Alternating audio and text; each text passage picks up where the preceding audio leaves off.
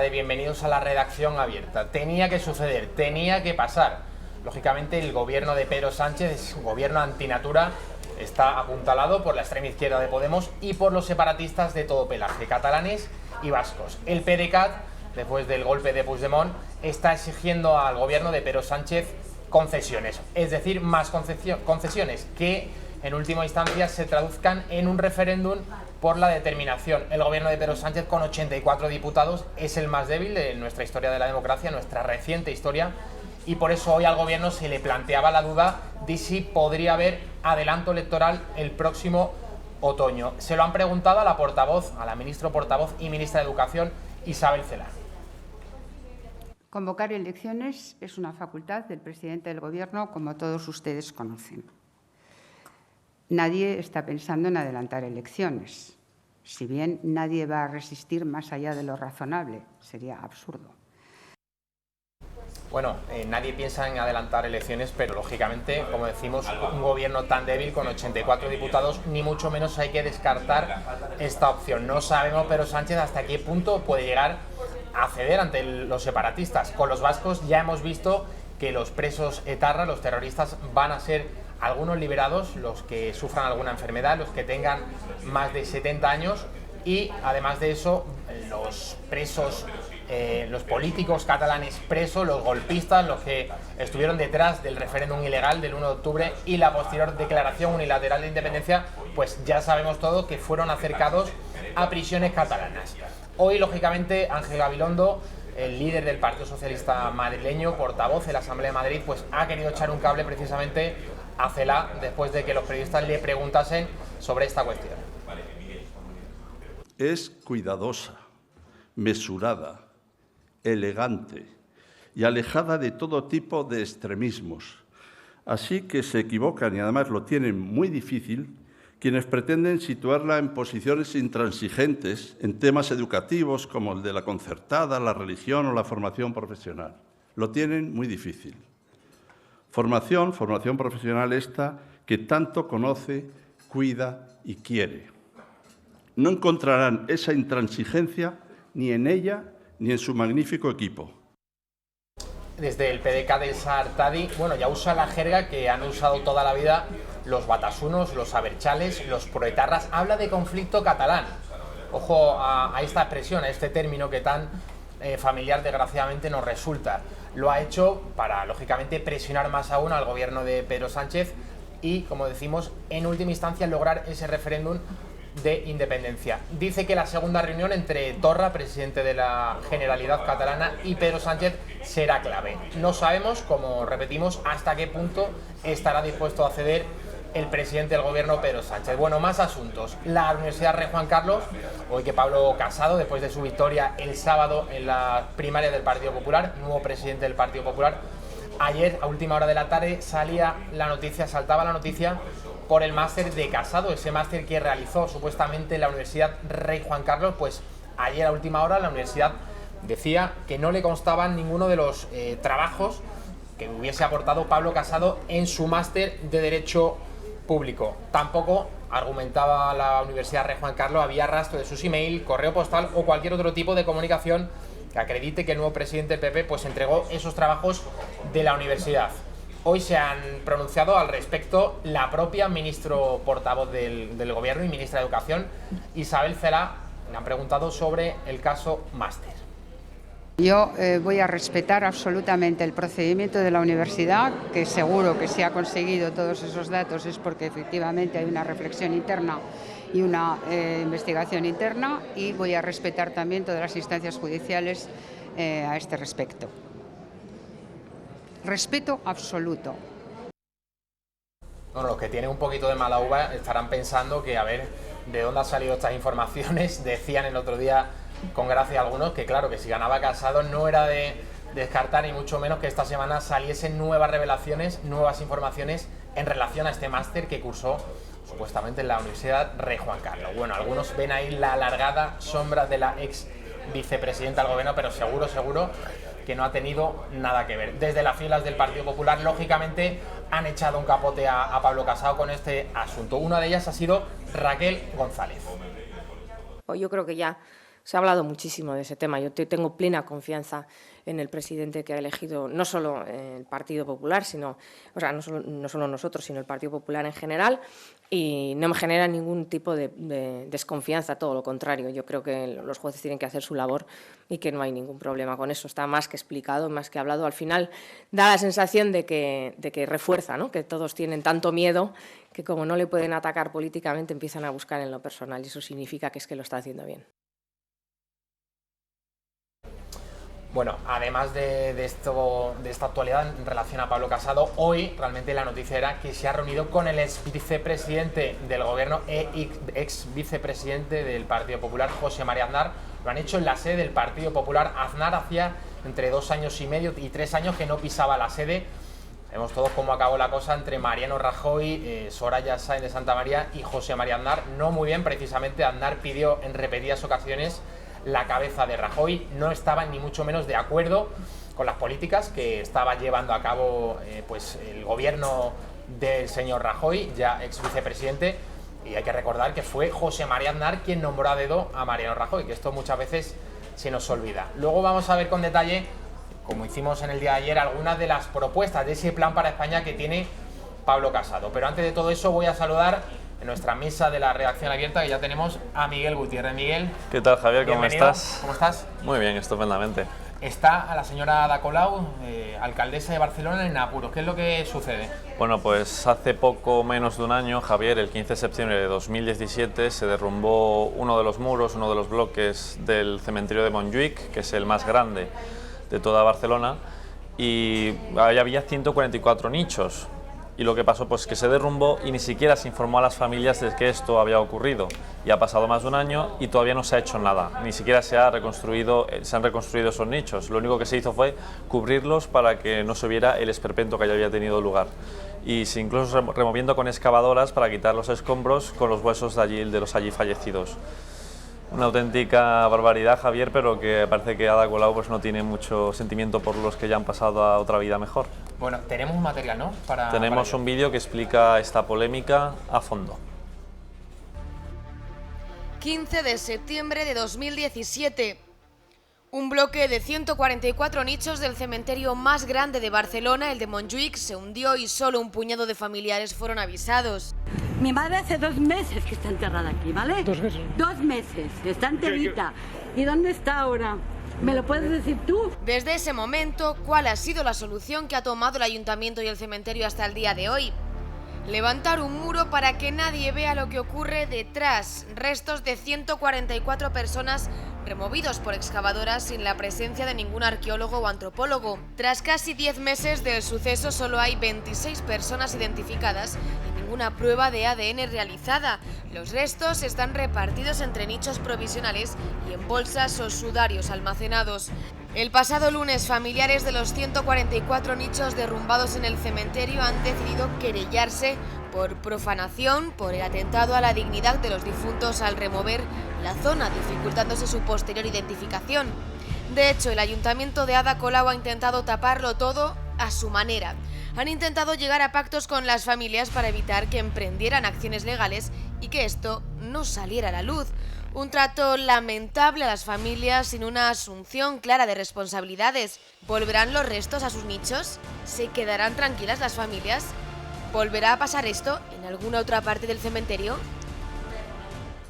Bueno, veremos a ver qué sucede con este lamentable suceso. La verdad que la alcaldesa de Barcelona, la señora Ada Colau, lleva mucho tiempo más pendiente de la independencia y de fastidiar a quienes pretenden la unidad de España a ocuparse de los verdaderos problemas municipales de los barceloneses. En fin, Miguel, bueno, el presidente de la Federación Española de Fútbol, el señor Luis Rubiales, polémico por la decisión que adoptó justo antes de que comenzase el Mundial, ¿no? 3 días antes, con esa destitución de Julen Lopetegui.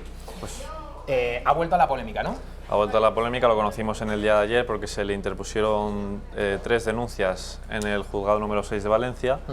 Estas denuncias tienen que ver con la construcción de un domicilio, de un inmueble en Valencia, que al parecer, según asegura la denunciante, la arquitecta, intentó pagar con dinero de la Federación, de la Asociación de Futbolistas Españoles, de la que era presidente él previamente a la Real Federación Española de Fútbol. Pero es que no todo queda ahí, Javi, sino que no solo que intentó pagar con este dinero, sino que cuando la arquitecta, según dice ella, se negó a recibir ese dinero por la proveniencia del mismo, porque bueno, era totalmente ilícito, asegura que él la golpeó, según asegura también el certificado médico que ella misma ha enseñado en los juzgados. Y esto aún va más allá, porque no solo tenemos eso, sino que, claro, esa acusación de que se quería usar dinero de la AFE es muy grave, porque estamos hablando de una administración desleal de los recursos de este sindicato, y ahí tiene una polémica más Rubiales que a ver cómo la solventa. Bueno, estaremos muy atentos a todo lo que suceda en torno al nuevo presidente de la Federación Española de Fútbol. Lleva muy poco tiempo en el cargo, pero la verdad que ya ha dado bastante que hablar. Veremos a ver si al final Rubiales va a hacer bueno a su predecesor, mejor dicho, en el cargo, el señor Villar, Ángel María Villar, eso es. Miguel Gutiérrez, muchísimas gracias. Javier. A la vuelta de la publicidad va a estar con nosotros Alba Vila, presentadora de los informativos de esta casa, para analizar todo lo que ha dado de sí en esa reunión que ha mantenido esta mañana Pablo Casado y José María Aznar.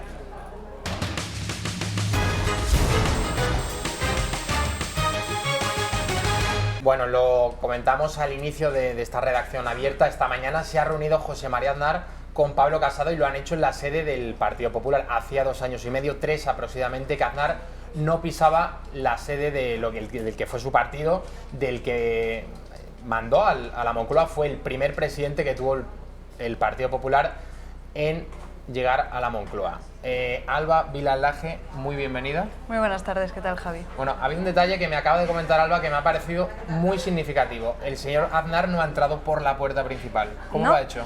Lo ha hecho a través del garaje con su coche. Ayer se reunía, como bien decías, con Mariano Rajoy y el propio Pablo Casado. También esperaba en el garaje al último presidente del partido y hoy ha vuelto a repetir lo mismo y también ha esperado a Aznar en el garaje, que está llegado con su coche y ya se han subido al despacho reservado para el presidente del partido. Bueno, que Aznar se reúna con Pablo Casado, o mejor dicho, que Pablo Casado se reúna con Aznar, desde luego que no es ninguna sorpresa. Pablo Casado echó los dientes en política, sí, pues bajo el auspicio de José María Aznar. Fue jefe de su gabinete durante 2-3 años. Pablo Casado siempre fue una figura de la factoría FAIS y Pablo Casado siempre se ha identificado con las políticas que desempeñó José María Aznar en los gobiernos de España entre el año 96 y el año 2004. Pablo Casado siempre se ha identificado con las políticas liberal-conservadoras del partido. El otro día es verdad que daba las gracias a todos los presidentes, en especial a Mariano Rajoy. Él pues ha mantenido también una colaboración muy estrecha con el anterior gobierno, el de Rajoy y el de doña Soraya Sáenz de Santamaría, pero sin ninguna duda Pablo Casado, en lo ideológico, su formación viene del aznarismo.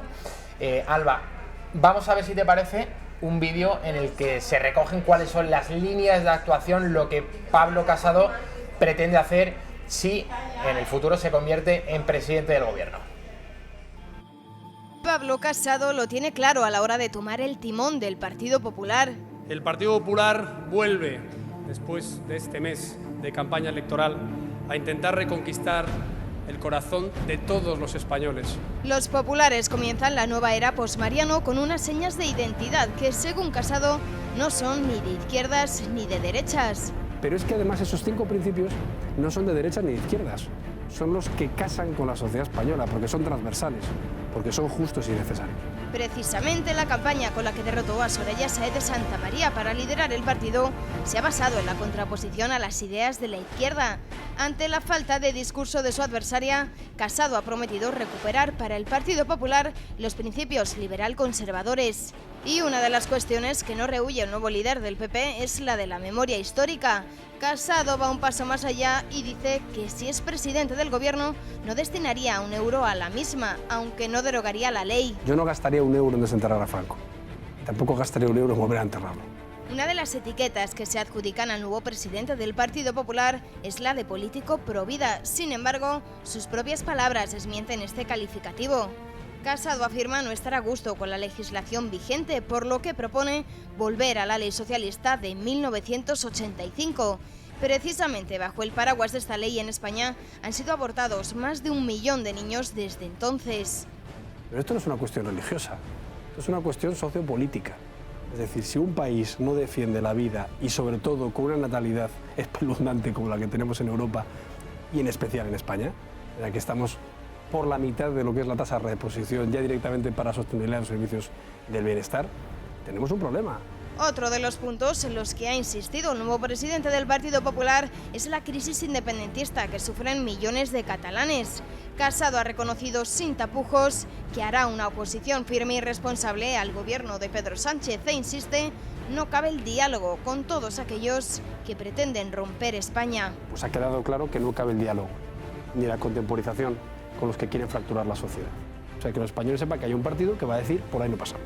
Una propuesta regeneradora que, sin embargo, muchos discuten que más tarde se atreva a materializar. Aunque si estos son los únicos reproches que pueden hacerle a Casado, dicen los populares, es que han elegido bien.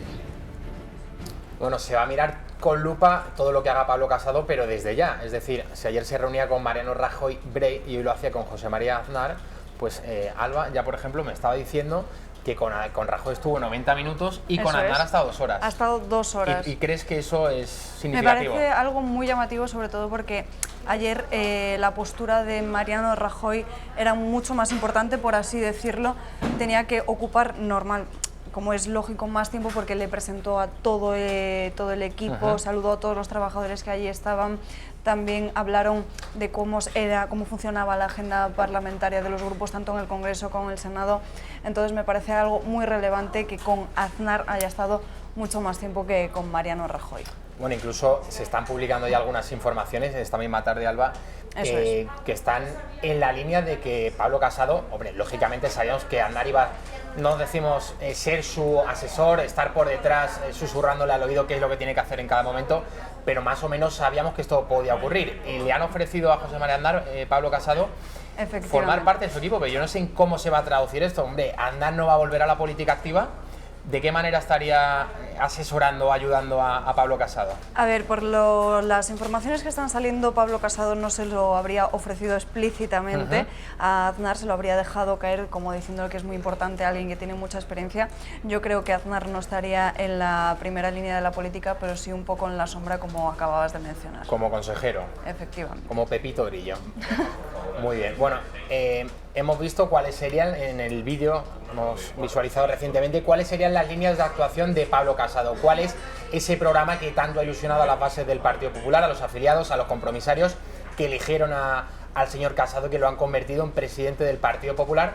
Pues vamos a ver, Alba, qué miembros tendría en su equipo de gobierno, de trabajo.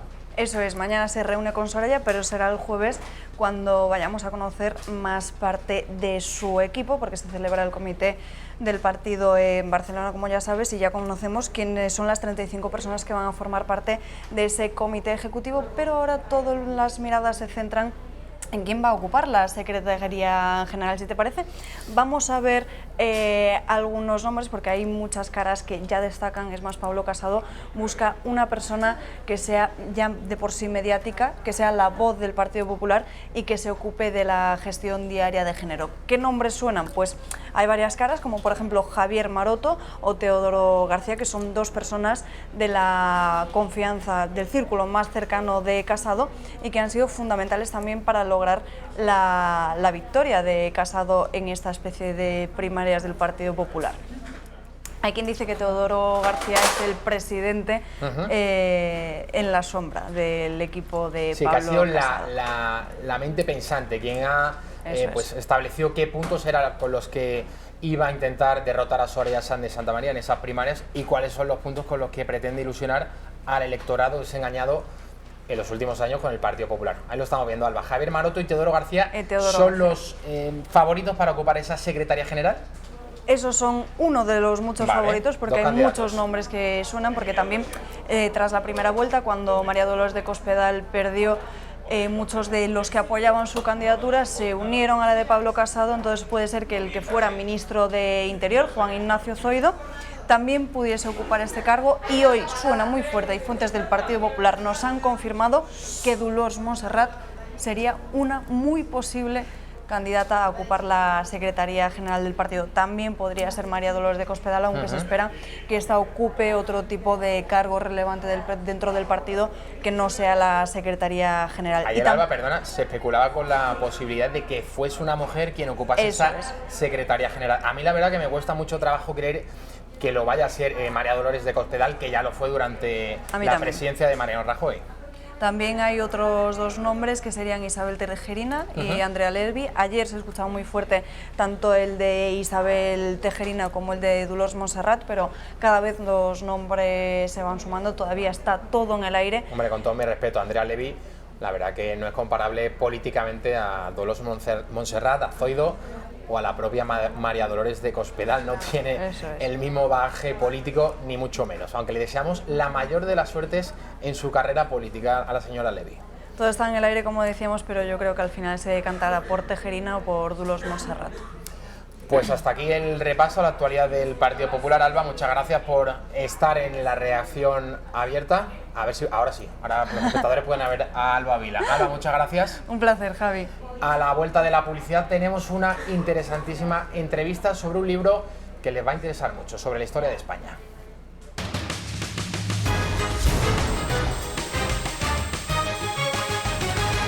Bueno, lo prometido es deuda. Tenemos aquí con nosotros a las autoras de este interesantísimo libro, breviario de la historia de España.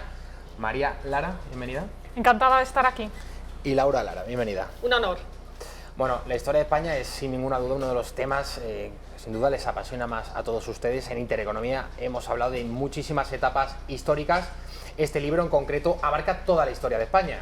Se titula Desde Atapuerca hasta la era de la globalización. Es que incluso incluye el desafío separatista catalán, ¿no? Prácticamente hasta el pasado otoño. O sea que es una historia, un compendio de la historia de España bastante completo. ¿Por qué habéis hecho este libro? Esa es la primera pregunta. Bueno, han sido 5 años laboriosos de investigación, a la vez escribiendo otros libros, por ejemplo Ignacio y la compañía, con el que ganamos el premio Algaba, o el libro de Laura Guerra en la Alcarria sobre la batalla de Guadalajara, o yo mis novelas, Reconquista, Enclaves Templarios, en fin, que siempre llevamos varios libros en paralelo. Pero considerábamos que había que dar una visión ágil de la historia de España, tanto para expertos, para estudiantes, para españoles, para foráneos, en fin, para todo el mundo. Y lo importante es conocer la nación para después amarla, y desde ese punto de vista, estos 14 capítulos que conforman el breviario de historia de España, pues vienen a ser una arenga de larga vida para esta tierra que nos ha visto nacer y que se convirtió en el mayor imperio soñado en la Edad Moderna. Y no en vano, pues el siglo de oro fue esa etapa dorada para las letras y las artes, y un momento de bancarrota del que se aprendió mucho. Yo sé que es un debate entre historiadores, que viene de largo, que no todos se ponen de acuerdo. Laura, te lo voy a preguntar a ti en primer lugar. ¿Dónde estableces el inicio de la nación española? ¿En qué etapa histórica?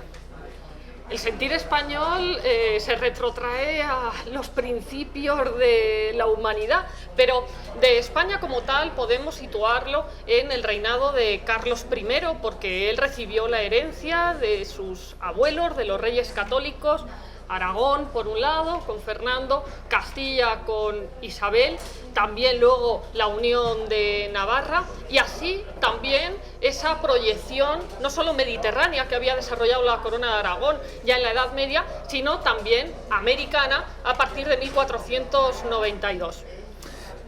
Vamos a hacer un viaje en el tiempo. Bueno, hay quien establecía el inicio de la nación española, o de lo que es España, no tanto la nación española, que es un concepto casi político, sino lo que es España, ¿no? El concepto España. Hay quien se remonta incluso a la romanización. Bueno, podemos hablar también de esos emperadores hispanos, como por ejemplo o Teodosio, y también incluso en época prerromana de Tartesos, de ese mítico rey Argantonio del que dijeron los griegos que había vivido más de 100 años. Ahí también podemos ver ya esas esencias de España. Después, en el siglo XX, como dijera Ortega, pues España parecía un proceso de una invertebración, aunque me esté inventando el término, pero volvemos al siglo XXI, a esta sociedad sociedad digital y vemos como en 2017 las enseñas nacionales han poblado los balcones y de ese modo España ha estado presente no solo en los eventos deportivos, que es algo que reivindicamos en el libro, el orgullo de ser españoles, sino también en el día a día, en las pulseras y sobre todo en el corazón.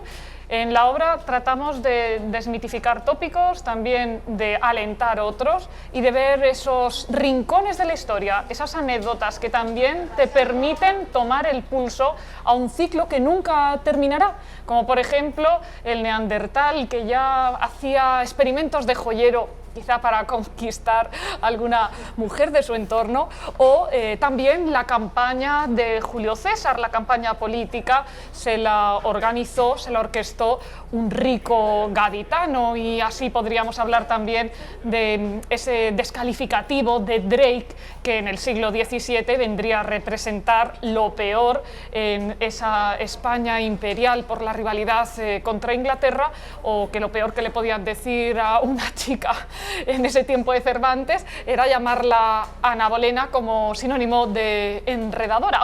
Y por supuesto también el espíritu numantino. Bueno, de esa etapa románica, luego quiero profundizar sobre la leyenda negra, pero me gustaría hablar de la fobia que desde hace siglos se tiene a los distintos imperios que en el mundo han sido. Yo les quería preguntar qué hubiera sido de España, o si se podría entender el concepto de España sin la romanización. Sería imposible, porque a pesar de que las organizaciones prerromanas tuvieran su propia idiosincrasia, fue esas legiones romanas las que introdujeron a la península ibérica en lo que en aquella época era la globalización. Y ahí quedan las calzadas, el derecho romano, las obras de ingeniería que luego todos empleamos. Celtas, iberos, celtíberos, las diferentes facciones, carpetanos, betones. Llegó un momento en el que se desplegó el águila del Senado romano y se empezó a hablar latín y punto. Y ese latín introdujo también a Hispania en un cauce de civilización superior de lo que nadie nunca ha cuestionado nada. Y sin embargo, pues por ejemplo, los relatos indigenistas en América, necesarios por supuesto, porque siempre es importante escuchar la voz de los vencidos, pero cada vez también se atenúan más y se hacen eco desde Argentina, desde Venezuela en general, desde los países del cono sur y también desde México y de Centroamérica, de ese mestizaje que hizo, por ejemplo, al Inca Garcilaso decir yo me llamo mestizo, orgulloso con la boca llena. El español es el primer o el único, yo creo, imperio que se le puede llamar mestizo, ¿verdad? Sí, claro, los ingleses tenían escrúpulos para mezclarse con los nativos. En el libro recopilamos además 16 pliegos de esos dibujos de castas que en el siglo XVIII llevaron a un canto de la raza, de la interculturalidad, del pluralismo y de la mezcla étnica, algo que en el siglo XXI es una riqueza y que ya los españoles en el siglo XVIII entendían como tal. La Casa de Contratación de Sevilla expedía los pasajes a Indias y conocemos el caso de dos ilustres personajes a los que no se les dejó ir, Miguel de Cervantes y Bartolomé Esteban Murillo. Por supuesto, entonces no tiene ningún fundamento que se acuse al Imperio Español, a la historia de España, de haber sido racista. Eso no se sostiene bajo ningún punto de vista. El único Estado que se preocupó por la situación moral de los nativos, de la población que iba a recibir esa nueva cultura, fue España, eso comprobado. Corrígeme María si me equivoco, que será muy probable entre estas dos eminencias que tengo hoy en la mesa de la redacción abierta. Fue en el año 1500 cuando la reina Isabel la Católica promulga un decreto en el que reconoce sus derechos de los indios. Y lo deja escrito en su testamento, que se trate bien a los naturales. Cisneros durante sus dos regencias va a poner en marcha una reforma en Indias para evitar los abusos que estaban cometiendo los encomenderos y manda a los jerónimos como procuradores regios, y más adelante, en 1512, las leyes de Burgos y posteriormente la controversia de Salamanca entre Sepúlveda y las Casas lleva a poner un hito en las relaciones internacionales y en los derechos humanos se plantean esos castellanos cuál era la situación de los nativos, reivindican a Platón y a Aristóteles y al final llegan a una conclusión: la humanidad es una y como tal hay que tratar a cada una de las partes del imperio. Bueno, uno de los mitos más extendidos en la historia de España es el de Al-Ándalus, en esa, no sé si decir, ficticia, grandísima y buena convivencia entre cristianos, judíos y musulmanes. ¿Qué hay de verdad en esto? ¿Cómo era la Toledo del siglo XIV, por ejemplo? Al-Ándalus era un territorio de frontera móvil. A medida que iba avanzando la Reconquista, cada vez quedaba más pequeño y reducido al final al reino nazarí de Granada. Pero en la historiografía también hay modas. Y hubo un tiempo para la guerra, la Edad Media, donde estaban las cruzadas a nivel universal y la Reconquista, la piel de toro, y luego hubo otra época, el 19, con el romanticismo que exaltó esa convivencia de culturas. Por supuesto que había convivencia de culturas en Toledo, si no se habría extinguido la especie en lo que hoy es Castilla-La Mancha. Pero había guerra, había conflicto. Eso no quita que en las zonas que fueran siendo pacificadas hubiera que convivir entre cristianos, musulmanes y judíos. Y hubo mestizaje voluntario, además, entre las huestes de uno y otro signo. Tenemos el caso de Abderramán III, un califa con los ojos claros y que era nieto de una vascona, o el caso también de Abderramán Sanchuelo, hijo de Almanzor y nieto de Sancho, el rey de Navarra.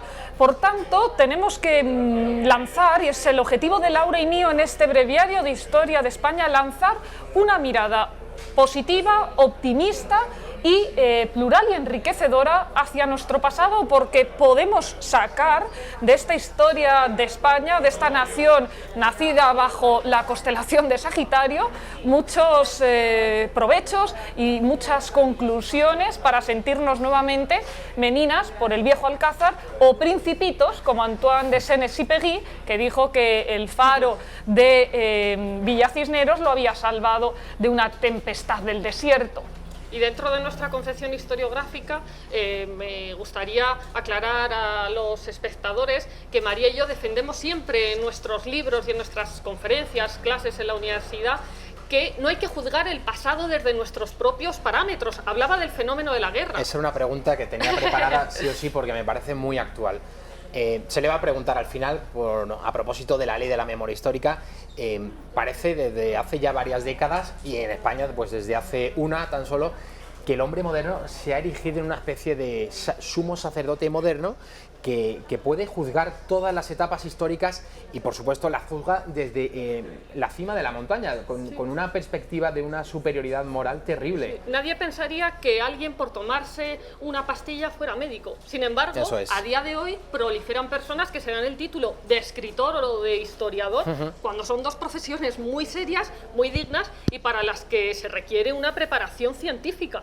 El capítulo inicial del Breviario de Historia de España se titula La historia sin despecho, el despacho de la historia. La historia se cuece en unos despachos, en unos archivos, en unos documentos de la memoria, y en virtud de esa memoria pues conviene no narrar con resentimiento ningún pasaje de nuestra historia, porque la historia hay que contarla como si lo dijéramos a unos amigos en una cafetería, para que sea inteligible.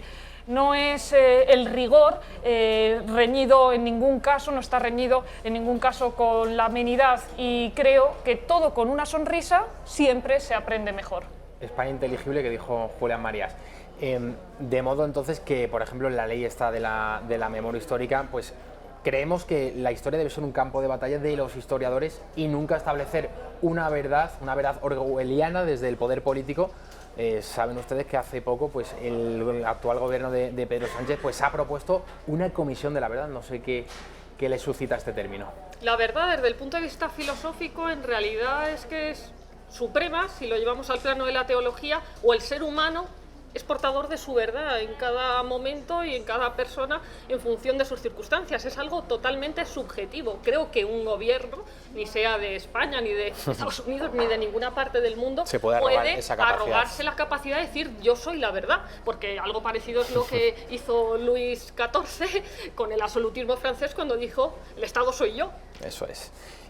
No sé si María y Laura utilizan las redes sociales, en concreto Twitter, pero desde ayer hay una polémica muy encendida Creo que es un profesor andaluz, profesor de historia, que ha escrito un tuit en el que dice que no hubo Edad Media en Andalucía, no en Al-Ándalus, sino en Andalucía. No sé qué les parece a ustedes esta afirmación tan categórica. Bueno, hay dos cuestiones que querría matizar y que en el libro, en el capítulo de Al-Ándalus, explicamos Laura y yo. Una, que se ha establecido una confusión a lo largo del tiempo entre Al-Ándalus y Andalucía, que no tienen que ver, aunque haya una derivación fonética. Al-Ándalus era el territorio gobernado por los musulmanes y Andalucía una región, una tierra apasionante, que nosotras somos académicas de la Academia Andaluza de la Historia. Bueno, y en segundo lugar, también a lo largo de la historiografía se ha establecido otra segunda confusión, que es hablar de Al-Ándalus siempre como un califato, cuando creo que pocos procesos históricos han pasado por tantas etapas, del valiato al emirato, sí, al califato,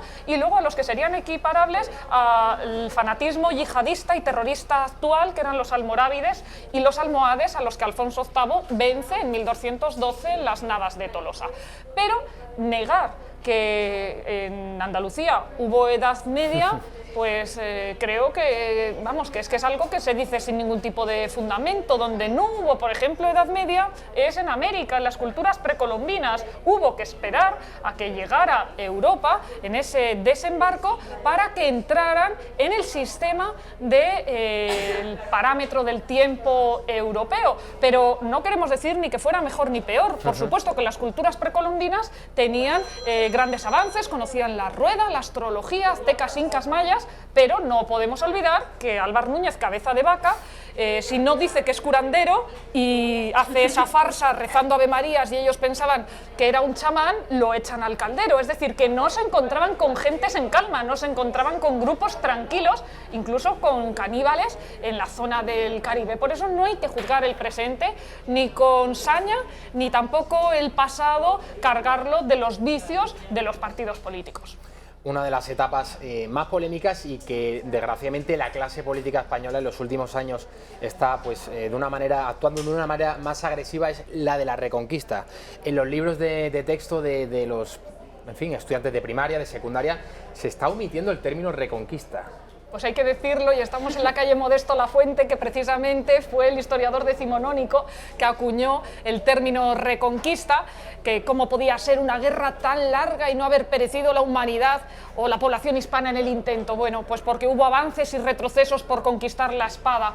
También toda nuestra vida personal se convierte psicológicamente en una reconquista, el duelo entre nuestras ansias, nuestros deseos y nuestras realidades y choques con la realidad. Hay que utilizar el término reconquista, sobre todo porque si no estaríamos renunciando a esos personajes universales como Don Pelayo, Guzmán el Bueno o el Cid, con los que comían y cenaban cuando estudiaban nuestros abuelos, porque eran los personajes de primera fila en las enciclopedias escolares. Les pregunto de memoria, no sé si fue Ortega y Gasset, el que dijo aquello de que no hubo Reconquista.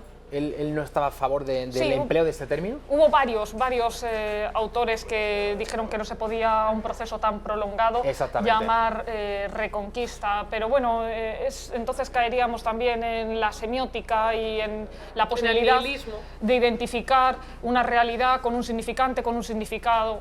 Yo creo que es algo que nos permite directamente pensar en Alfonso VI o en Boabdil. Una pregunta muy concreta. ¿Qué hubiera sido de España sin los reyes católicos? Sin ese matrimonio entre Fernando de Aragón e Isabel de Castilla. Quizás seguiríamos en reinos independientes, todavía seríamos pequeños países, pequeñas naciones, en vez de estar no dé usted ideas. integrados en una unidad solidaria, donde todos los territorios somos necesarios, valiosos y útiles, y lo más probable es que sin la reina Isabel, Cristóbal Colón no hubiera podido cruzar el charco porque no habría encontrado la misma solidaridad en Fernando el Católico para financiar el viaje. Bueno, obviamente tampoco se entendería el Imperio Español sin esa conquista de América, el descubrimiento, ¿no? Ahora también parece que está mal el empleo del uso del descubrimiento de la conquista de América, pero eso acaeció tal cual. 12 de octubre de 1492 llegan las 3 naves a Guanajaní. Eso es, a San Salvador, como fue bautizada. Exactamente. A Laura y a mí nos gusta también por el contacto que hemos tenido en nuestros viajes, en las estancias de investigación en París, yo como fellow en Harvard, en Estados Unidos, las dos en Bulgaria.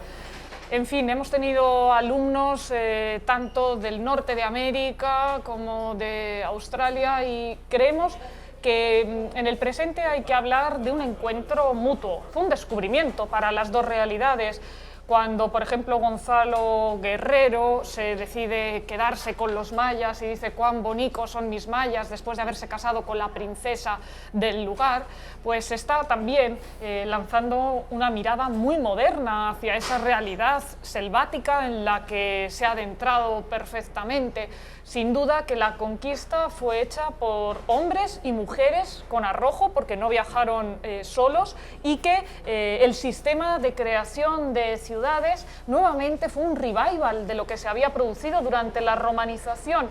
No es extraño que cuando se produce en el siglo XIX la independencia de las repúblicas hispanoamericanas estén cristianizadas pero no castellanizadas en cuanto al idioma, y que sea precisamente desde mediados de esa centuria romántica cuando el español se va abriendo camino como lengua en América, y lo hacen Bolívar y otros insurgentes. Bueno, realmente España había propiciado un abrazo de culturas y quizá... Eso sí es riqueza cultural. Efectivamente, y quizá, bueno, pues fueron unos intereses y no el interés con mayúscula lo que hizo que se desmembraran las repúblicas para después volver a volver, que parece una canción. Un proceso de inculturación mutua. ¿Encontráis, eso te iba a preguntar, ¿encontráis en la historia algún ejemplo similar en otros imperios que se pueda hablar de esa gran epopeya que constituyó la conquista de América y sobre todo la evangelización, todo lo que España espiritualmente aportó a esos pueblos precolombinos? Bueno, si lo comparamos con el imperio británico, por ejemplo, fue un imperio mucho más comercial, mucho más práctico. O sea, en definitiva, no sé si establecéis alguna comparativa del imperio español. No, es difícil, no se puede encontrar otro imperio que hiciera esa labor, como digo, desde el punto de vista de las conciencias. Incluso, por ejemplo, el caso de los belgas, donde el catolicismo tiene mucho peso, y sabemos en el Congo la violación de los derechos que cometió el emperador. En fin, son circunstancias que no son comparables a España, que lo primero que hace es una autocrítica de la conquista ya en tiempo de Fernando el Católico, de ese rey que se ha equiparado con el príncipe de Maquiavelo, reúne una junta de sabios y matemáticos, comisiones de asesores que entonces sí que tenían una plasmación práctica porque sacaban leyes, sacaban medidas que trataban de poner unos límites al poder tiránico, no tanto ya del soberano como sí de los nuevos ricos que van llegando a esos territorios.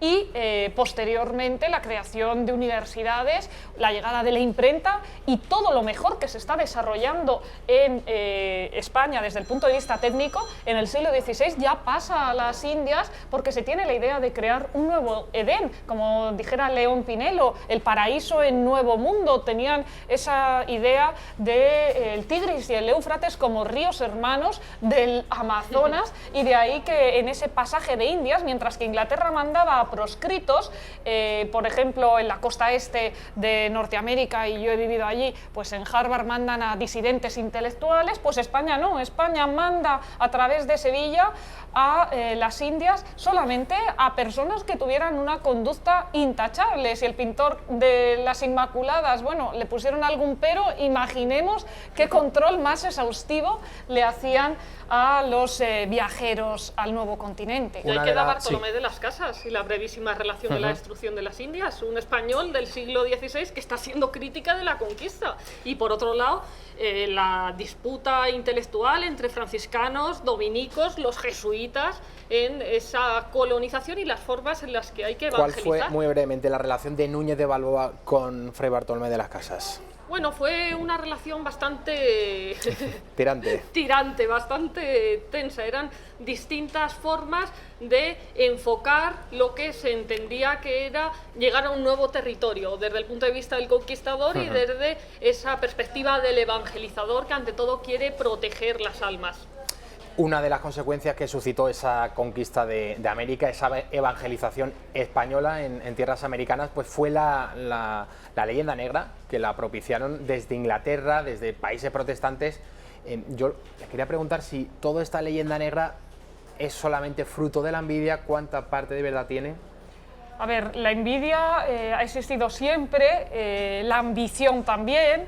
Entonces la envidia trata de agarrarse a unos clavos, a unos argumentos. Y los argumentos son, en esos momentos, la grandeza, pero también en lo particular, cuando un vecino dice que otro le tiene envidia, pues quizás está agarrando a lo más positivo que tiene.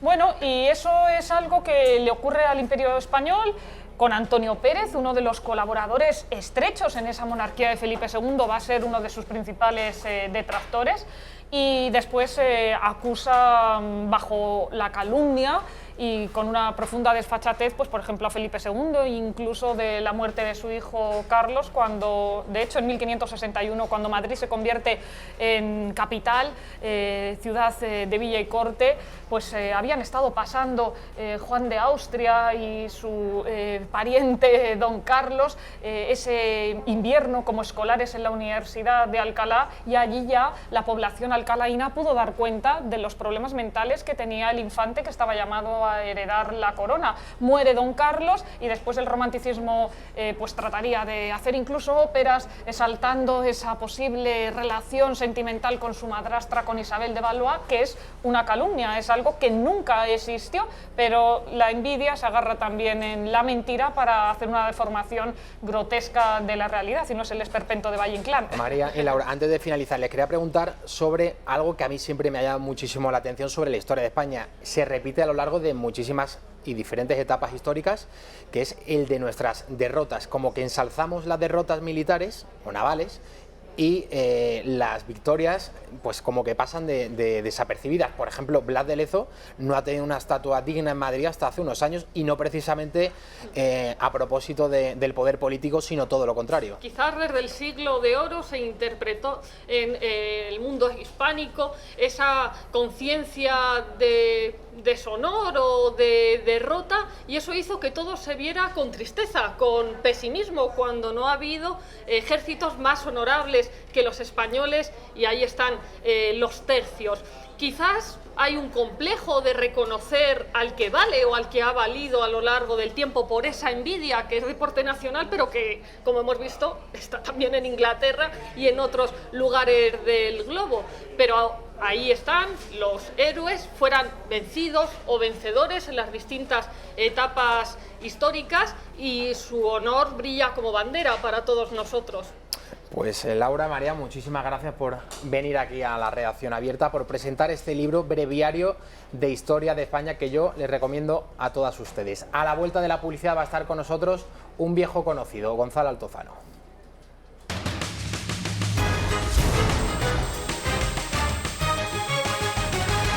Bueno, hemos tenido una interesantísima entrevista con las autoras del libro breviario de historia de España, Lara y María Lara. A continuación vamos a tener a Gonzalo Altozano. Ya les he dicho alguna vez que es mi maestro periodístico, porque ha creado una web de entrevistas. Es el género periodístico sin ninguna duda que más le gusta, en el que más en fin, publica artículos, y que se llama sinpercha.com. Es un compendio de las mejores entrevistas que ha realizado Gonzalo a lo largo de su carrera periodística. Ya saben todos ustedes que publicó hace unos años un libro de entrevistas titulado No es bueno que Dios esté solo. Bueno, después de todo eso, Gonzalo ha seguido publicando en otros medios como Libertad Digital y en Milenio Web. La entrevista, la verdad que para servidor también es uno de los géneros periodísticos favoritos. El periodismo, la verdad que en la actualidad periodística casi siempre es aburrida, trae temas repetitivos, semana sí y semana también, pues encontramos en todo tipo de cuestiones que no interesan demasiado, pero que nos obligan a hablar de ello. Sin duda, las entrevistas es una manera de salir de esa actualidad, de esa rutina, y de salir también de las redacciones, algo que se echa en falta y mucho en este periodismo moderno que hoy se hace en España. Las entrevistas, como digo, pues pueden ser una buena manera de conocer no solamente a las personas, a los entrevistados, sino periodos históricos, hechos que estaban encerrados en el cajón, en el baúl de los recuerdos, y que después de entrevistar pues a esa persona, afortunadamente, pues pueden volver a salir y a aflorar magníficas historias. Una de las entrevistas favoritas que vamos a comentar ahora mismo a continuación es la de Mario Conde. Obviamente a Mario Conde lo conocen todos ustedes, fue presidente de Banesto, Fue entonces, en los años 80, finales de los años 80, uno de los principales, si no el primer banco de España. Mario Conde era la persona más popular, yo diría, a finales de los 80, cuando se puso tan de moda aquello de los yuppies, aquello de los empresarios. Y, en fin, Gonzalo Altozano ha logrado entrevistarle recientemente. Bueno, voy a dar paso ya al protagonista, porque estoy haciendo aquí una introducción larguísima y nos están ustedes perdiendo a Gonzalo Altozano. No se pierden nada, ¿eh? Gonzalo Altozano, muy bienvenido a la redacción abierta de Intereconomía. Ahora voy a explicar a qué ha venido el rollo este que te has soltado de varios minutos. Es que yo he venido con esta camisa, hacía mucho... Antes no me acordaba que esta camisa puede hacer efecto moaré, que es una cosa bastante incómoda para la gente que lo está viendo desde casa, pero yo viéndome aquí en esta pantalla tampoco veo que haga muchísimo efecto. Tampoco mucho. Un poco hace, pero ha sido totalmente involuntario y tú has tenido que improvisar un monólogo interminable, pero ha salido muy bien parado, y yo la próxima vez pues procuraré no ponerme esta camisa o venir con una chaqueta. Iban a subir una hora, pero no encontraba. Culpa mía, en cualquier caso. Eso estaba claro. Gonzalo, la primera pregunta, ¿por qué esta idea de Sin Percha? ¿Por qué ese nombre? Bueno, has dicho, pero yo creo que te ha traicionado una mala pasada la improvisación, que es un recopilatorio de entrevistas que he hecho. No es un recopilatorio, son nuevas. Son entrevistas nuevas. Bueno, me expreso mal, es verdad. Son entrevistas nuevas, en algunos casos, a personajes que ya habías conocido. Sí, alguno ya he entrevistado. Realmente son dos. Yo entiendo lo de que en verano hay poca información y tú tengas que recurrir a buenos amigos, pero bueno, yo te lo agradezco muchísimo. Sinpercha.com es una plataforma de entrevistas, una página de entrevistas que he montado yo, y por puro divertimento, la verdad. Son personajes que me apetecía entrevistar, que bien ya había entrevistado, otros no había entrevistado. Algunos van a ser conocidos, otros no son conocidos, pero todos tienen una vida interesante o una vida que a mí me parece interesante. Y así surgió la idea. Son entrevistas bastante largas. Y hay dos entrevistados, uno de ellos es Mario Conde y el otro es Lino, que es un señor ya de cierta edad, buen amigo mío, que en su día fue mercenario en el Congo y luego fue muchísimas otras cosas. Son entrevistas largas y se llama Sin Percha, tú sabes, no hace falta que te lo explique, pero quizás a la gente que nos está viendo, que la percha es lo que en periodismo se llama el pretexto de actualidad. Y hay muchas veces, pues hay personajes muy interesantes que tienen mucho que contar, pero no hay una percha, ¿no? Los medios no ven una percha. Y se sepulta esa historia, desgraciadamente. Se sepulta, pero bueno, los medios también... Yo no quiero que esto suene a queja de los medios, solamente publican... No, los medios, pues cada uno publica lo que le da la gana y lo que entiende que tiene que publicar, y ninguno de ellos tiene la obligación de publicarme a mí ni a nadie ninguna entrevista. Pero como Internet permite ya estas cosas, de tener tú tu propia página, tu propio blog, tu propia página de entrevistas, tu propio canal de YouTube, tu propio lo que sea, bueno, pues se ha roto esa cosa que estabas pendiente del criterio de un director, de un redactor jefe, y ahora ya puedes publicar lo que te apetezca, y es lo que yo estoy haciendo. Estoy publicando entrevistas que me apetecen con gente que me apetece. Todo muy profesional, profesional las entrevistas, intento que lo sean, pero también las fotos, son fotos del fotógrafo, el diseño de la web, o sea, no es una cosa, no he seguido un tutorial en YouTube sobre cómo montar una página web, sino que me he puesto en manos de profesionales. ¿Quién te ha visto y quién te ve? Gonzalo Altozano montando una página web. La verdad que sí. Si lo he hecho yo, lo puede hacer cualquiera. Exactamente, me has quitado. Bueno, lo ha diseñado Dimitri Conejo Sáenz, que es un gran diseñador de webs. Yo lo que hago es subir las entrevistas cuando las tengo y editarlas, ¿no? Me lleva un tiempo, pero lo hago con mucho cariño y procuro que quede muy bien. Gonzalo, siempre te ha fascinado el personaje de Mario Conde.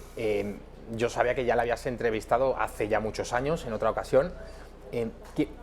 ¿Has podido, no sé, la historia de Mario Conde, tú te la has leído muy bien, como digo, ya le has entrevistado hace años, pero en esta nueva entrevista, ¿tú has podido sacar algo nuevo? ¿Siempre se aprende algo de los personajes a los que uno entrevista? Pues sería soberbio por mi parte decirle que le he sacado algo que no le había sacado a nadie hasta entonces, y yo creo que no ha sido así, no creo haberle sacado nada. Lo que sí he hecho ha sido leerme los dos libros más autobiográficos suyos, que son Las Memorias de un preso y Los Días de Gloria. Me ha interesado más Los Días de Gloria. Ese es el que yo tengo. Es el que más me ha interesado, y Las Memorias de un preso están bien, pero quizás la literatura carcelaria pues no, se me haga un poco pesada, ¿no? Pero sí, es un personaje interesante. Siempre me ha fascinado, siempre me ha parecido interesante desde que salí en escena, pero ahí no creo ser especialmente original, y yo creo que todo el mundo vea a Mario Conde y te guste el personaje o no te guste el personaje. Aquí estamos viendo, ¿no?, imágenes de recurso, que se ve que es gente que pasa por la calle y le saluda. Y se acerca a saludarle. O sea, no sé si serán conocidos suyos. 30 años después no, pero es un personaje que llama la atención. Sí, a mí me llama la atención.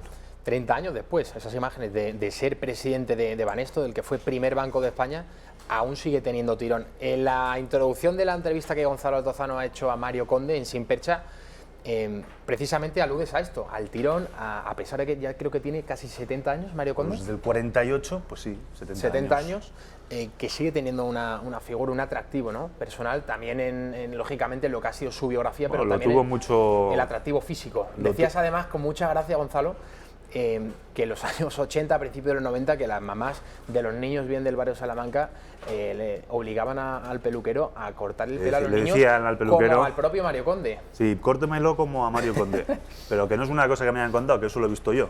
Una peluquería que había en la calle Maldonado del barrio de Salamanca, pues una señora fue con sus 2 niños, tendrían 11 y 12 años, y le dijo eso al peluquero. Los estudiantes de económicas y empresariales en la época de Mario Conde se engominaban el pelo. Había gente que tenía las fotos de Mario Conde, que por supuesto nunca llegué a tales extremos, porque yo digo, el personaje me interesa, pero no hasta ese extremo. Pero sí que fue hay un libro que creo que no sé si es de Jesús Cacho de Luis Herrero, que el título es algo así como Un intruso en el laberinto de los elegidos o algo así. Yo creo que el nombre de intruso está muy bien puesto, porque es un personaje que llega de pronto no se sabe de dónde, sí que se sabe de dónde, de Tui, de la abogacía del Estado, de la Universidad de Deusto, pero que no es un miembro de una de las 400 familias que en España de una manera u otra pues se han repartido el poder, sobre todo el poder económico en los últimos siglos. Y era un personaje pues, que llega y fascinó a mucha gente y tuvo un grado de conocimiento por parte de la gente altísimo. Eso te iba a mucho más de lo que ha Gonzalo. tenido siempre un banquero en Claro, España. ¿qué tenía Mario Conde de especial que el resto de nombres de los que en ese momento dirigían los bancos en España? Pues uno iba a la calle, hacía una entrevista a la gente de la calle y no los conocía de absolutamente nada. ¿Qué tuvo Mario Conde? Quizás su procedencia no venía de Yo una de creo estas que tuvo familias de juventud. tradición bancaria. Tuvo eso lo primero, pero vamos, tuvo juventud, tuvo buena presencia, tenía juventud, tenía frescura. Julia Otero le hace una entrevista en un programa que tenía entonces Julia Otero, yo creo que era entonces se llamaba La Segunda Cadena, la Segunda Cadena, y yo recuerdo pues, que Mario Conde empezó a hablar de grupos de música rock. Había un grupo que se llamaba Tarzán, tengo que decirlo, que se llamaba así, Tarzán y su puta madre buscan piso en Alcobendas. Entonces Mario Conde dijo, bueno, hay un grupo que se llama Tarzán y su madre. No dijo lo que venía antes de madre. Bueno, entonces pues había una cierta frescura, era un personaje que rompía moldes, pues los banqueros de entonces eran Emilio Botín, eran Alfonso Escámez, era Luis Balstaberner, pues eran unos señores muy adustos, muy de los que se sabía que tenían mucho dinero, que generaban muchos beneficios, pero que nunca habían dado una entrevista de ese tipo. Y bueno, y generó un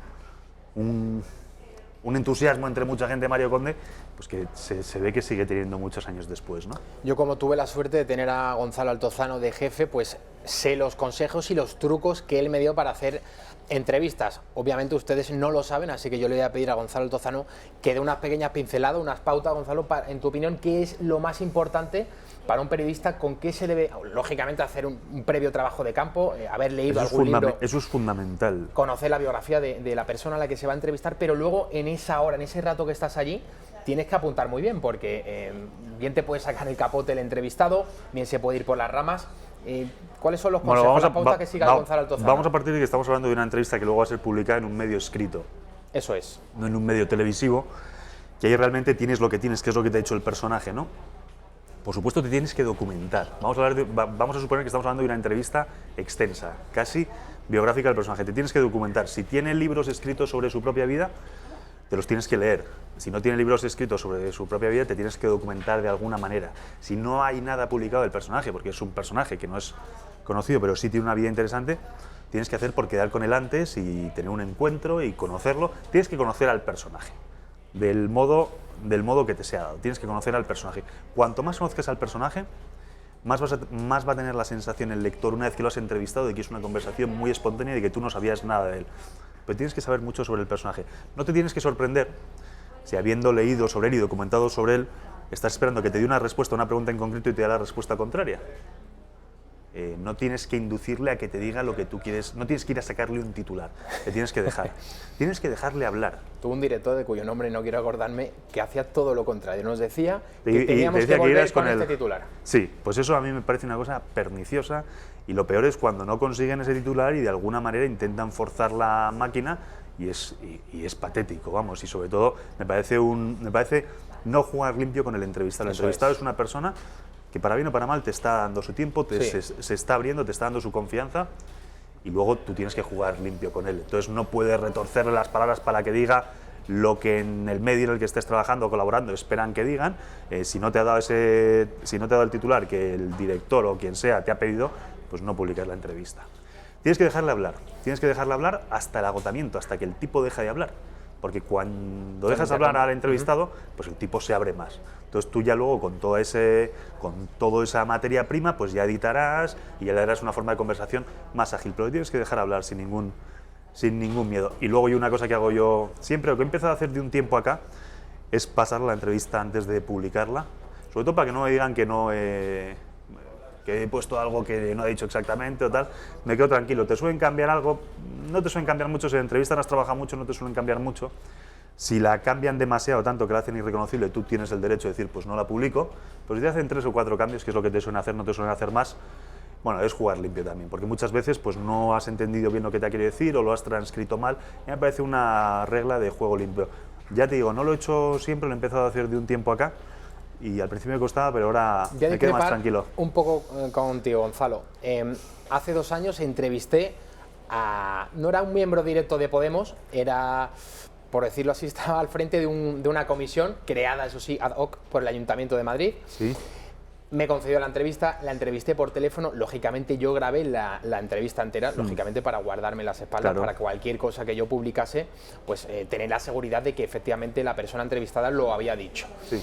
El jefe de prensa, que venía del diario El País, había estado décadas en el diario El País, se enojó, se enfadó muchísimo conmigo, me decía que yo estaba obligado a enviarle la entrevista antes de la publicación. Me aludía al libro de estilo del País. Yo respetaba su opinión, respetaba su carrera profesional, pero yo le argumenté y le dije que yo soy una persona honrada, que no voy a poner en boca de la entrevistada ninguna palabra que no dijese, y lógicamente tenía la entrevista grabada para cualquier tipo de reclamación posterior. A ver, no es obligatorio desde luego, y el libro de estilo del País rige en el país, fuera del país no rige. Lo que pasa es que estos tíos del País se han creído, no sé exactamente qué. Bueno, luego terminan de jefes de prensa de una persona que tiene ahí un carguillo en el Ayuntamiento de Madrid, como era este caso, no sé quién es. Yo te estoy hablando de gente a la que entrevisto, no te estoy hablando exactamente de políticos y mucho menos de jefe de prensa. Si alguien tiene jefe de prensa, y es probable que yo no le entreviste. O sea, me niego a entrevistar a nadie que tenga un jefe de prensa, en la medida de mis posibilidades, por lo menos en la página esta que me he montado.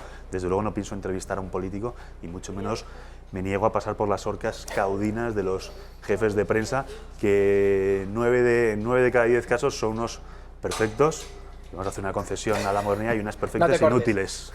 Vale. Dicho queda.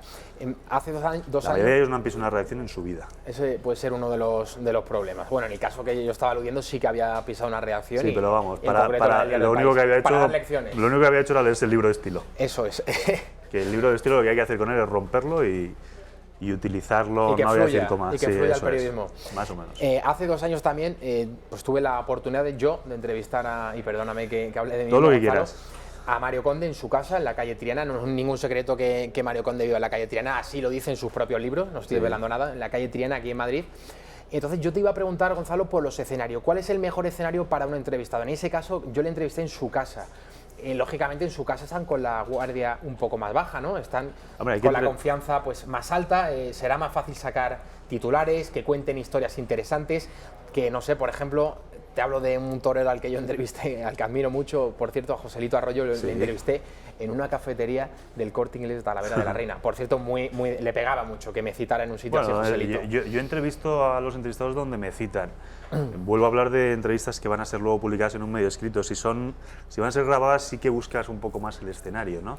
No tanto que esté cómodo como que sea un escenario bonito, porque el tipo puede estar muy a gusto en su despacho y el despacho ser pues una cosa setentera y casposa, ¿no? Te digo, no estoy pensando en nadie en concreto, pero yo lo que le hago es ponerle fácil la cosa al entrevistado.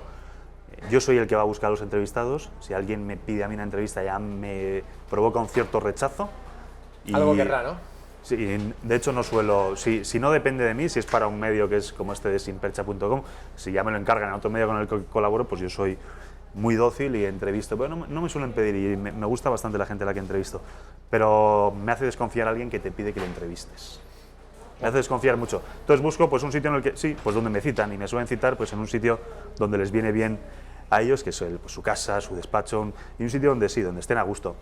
El clima este de confianza, pues por supuesto que influye el sitio donde estás, pero también influye la disposición que tú tienes. Los entrevistados agradecen mucho, por ejemplo, si han escrito un libro y vas a entrevistarles sobre ese libro, si te has leído el libro, más allá de la solapa. Lógicamente. Bueno, lógicamente no tanto, porque bien sabes que no todo el mundo lo hace. Hay gente que se lee las solapas, que se lee el resumen de prensa. También es verdad que las editoriales se ponen muy pesadas con las promociones, entonces sacan un libro y enseguida quieren que se entrevista al autor, pues porque los libros hay tal nivel de rotación en las librerías, pues que lo mismo está en una librería como a la semana dejan de estar, ¿no? Entonces ahí, pues hay también una cierta presión de la editorial. Pero es verdad que se nota mucho la diferencia cuando alguien ha escrito un libro, tú te has leído ese libro y le preguntas. Eso lo nota perfectamente el entrevistado. El entrevistado sabe perfectamente si te has documentado antes o no. Y también notan si estás improvisando sobre la marcha y si eres un abrazafarolas. A mí una vez me entrevistó un periodista y en directo dijo aquello de, bueno, no me preparo la entrevista, pero yo en este programa improvisamos. Y lo decía como si fuese una cosa de la que te tuvieras que quedar con la boca abierta de la admiración. Y el tipo me pareció un imperfecto impresentable, pero no por mí, sino por eso, no porque me lo dijera a mí, sino porque si se lo hubiese dicho a cualquier otra persona, esta entrevista no me la he preparado, estoy aquí improvisando y esto es una jam session, falta de respeto, ¿no? Pues sí, me parece un poco una falta de respeto. Hay que trabajarse las entrevistas, creo que era César González Ruano quien decía que la entrevista es el género periodístico en el que uno habla y el otro cobra. Eso no es exactamente así.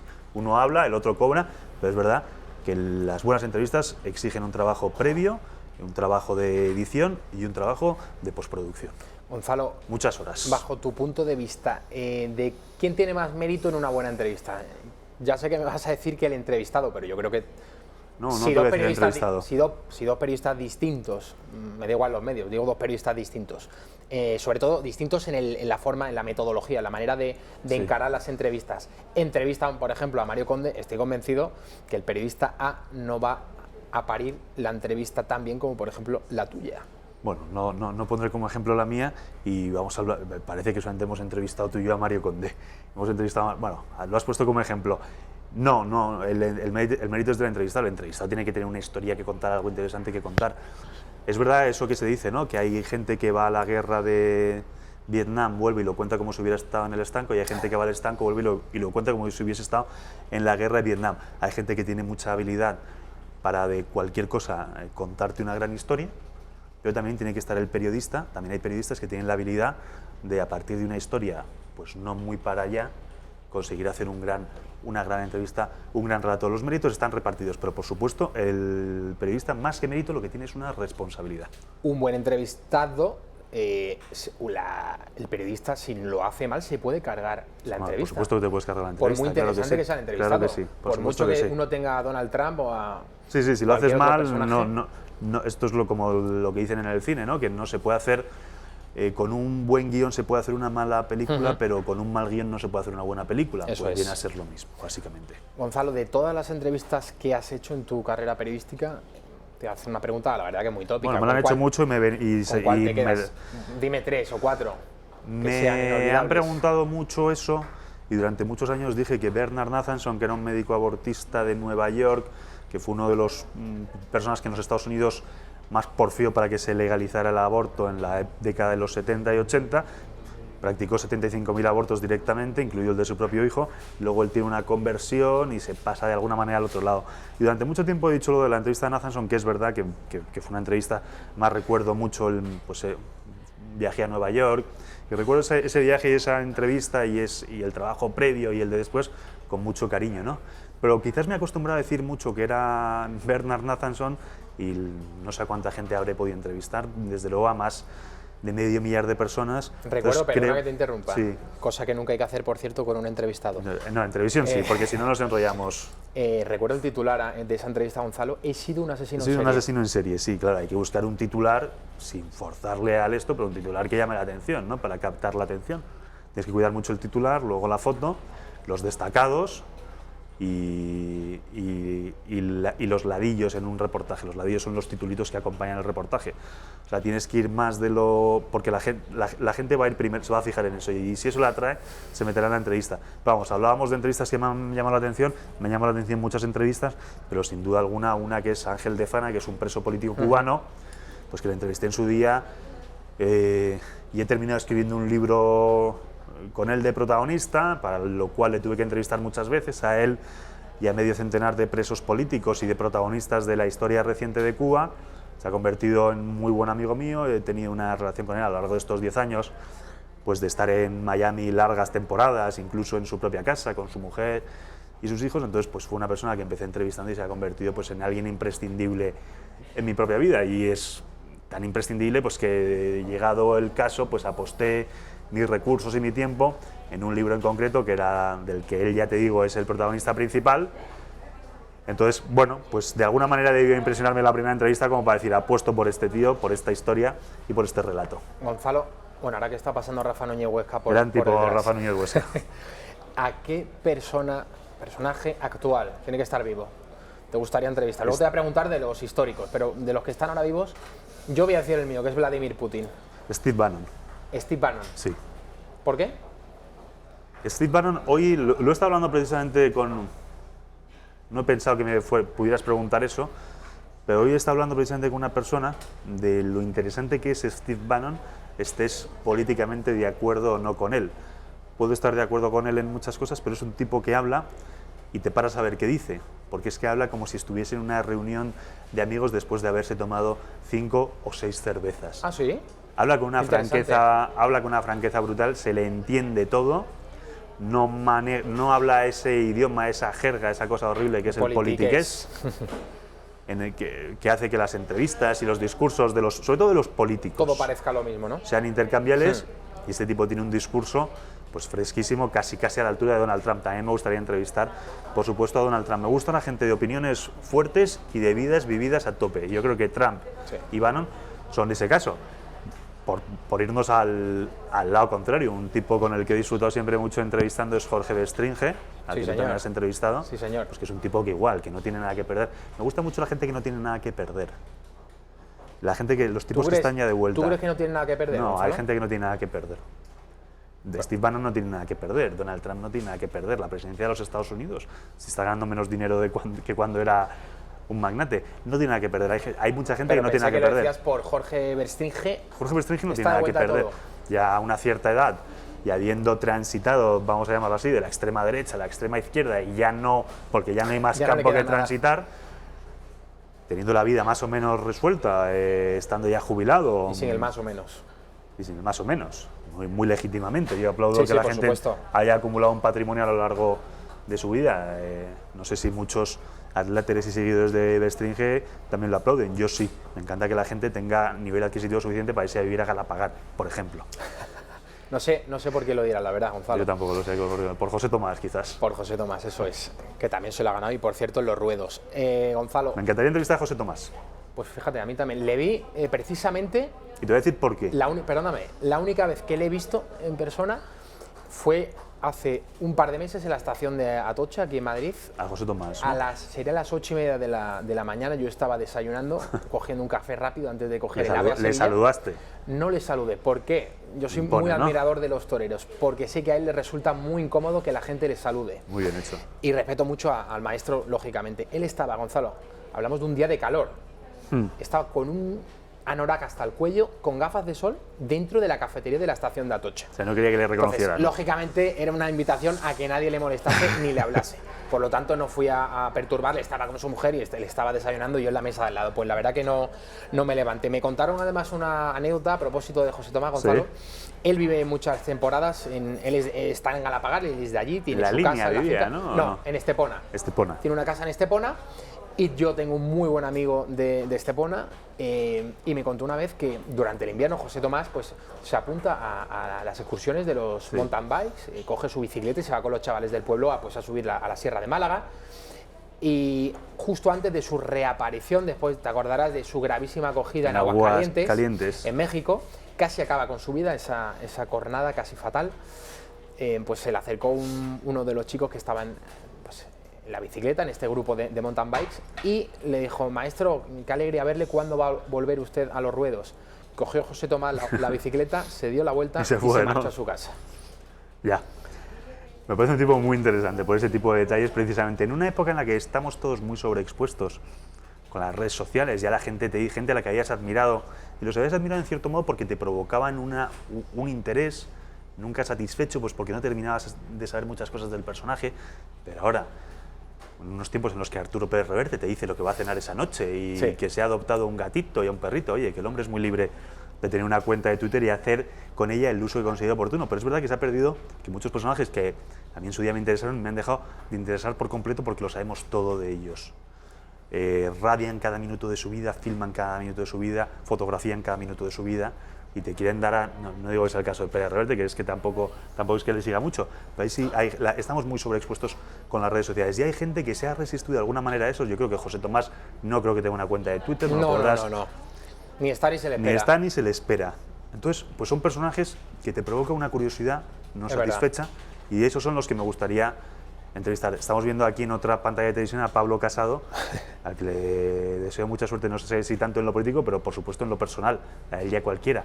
No me interesaría nada entrevistar a Pablo Casado. No me hubiera interesado el domingo pasado haber llevado una entrevista en exclusiva con Pablo Casado y con Soraya Sáenz en Santa María, porque creo que si hubieses cambiado las entrevistas, hubieses cambiado los titulares, hubieses cambiado el nombre y hubieses dejado el mismo titular, la gente no se hubiera dado ni cuenta. Pero te digo, Pablo Casado, Pedro Sánchez, tienen todos un discurso que es muy plano y que a mí por lo menos no me interesa nada. La verdad que lo ha mencionado, la sobreexposición a la que mucha gente se presta voluntariamente en las redes sociales. Has citado el caso de Pérez Reverte, hay muchos más escritores o periodistas que ya se han convertido, digamos que el personaje se ha comido al profesional, un profesional de la historia, un profesional... Te hablo de periodistas y de cualquier tipo de profesión, médicos, lo que sea, no estoy hablando solamente de periodistas. A mí tampoco me divierte mucho entrevistar a periodistas, cada vez menos. Cada vez menos, ¿verdad? Cada vez menos, sí. Gonzalo, te preguntaba por qué personaje te gustaría entrevistar. Me has dicho que Steve Bannon, que quizás... Sí, por decirte uno, son muchísimos. Te quería hacer la pregunta sobre personajes históricos. No sé si Fidel Castro, por el hecho de que has escrito y mucho sobre la historia reciente de Cuba. Sí, me hubiese gustado mucho entrevistar a Fidel Castro, por supuesto. Cualquier personaje que haya pasado a la posteridad han pasado por una razón, no han pasado por capricho ni porque hayan tenido un community manager que inflase a los historiadores de los siglos futuros. De marketing, ¿no? No, la historia no es un producto de marketing. Hay maneras de contar la historia y se puede utilizar con fines propagandísticos, pero el que pasa la historia por méritos propios, para bien o para mal. Sí, sí. Pues cualquier personaje que hubiese pasado a la historia, me hubiese gustado mucho, dices Fidel Castro, Ronald Reagan, Richard Nixon, Juan Domingo Perón, Francisco Franco, Largo Caballero, Indalecio Prieto, Juan Antonio Primo de Rivera.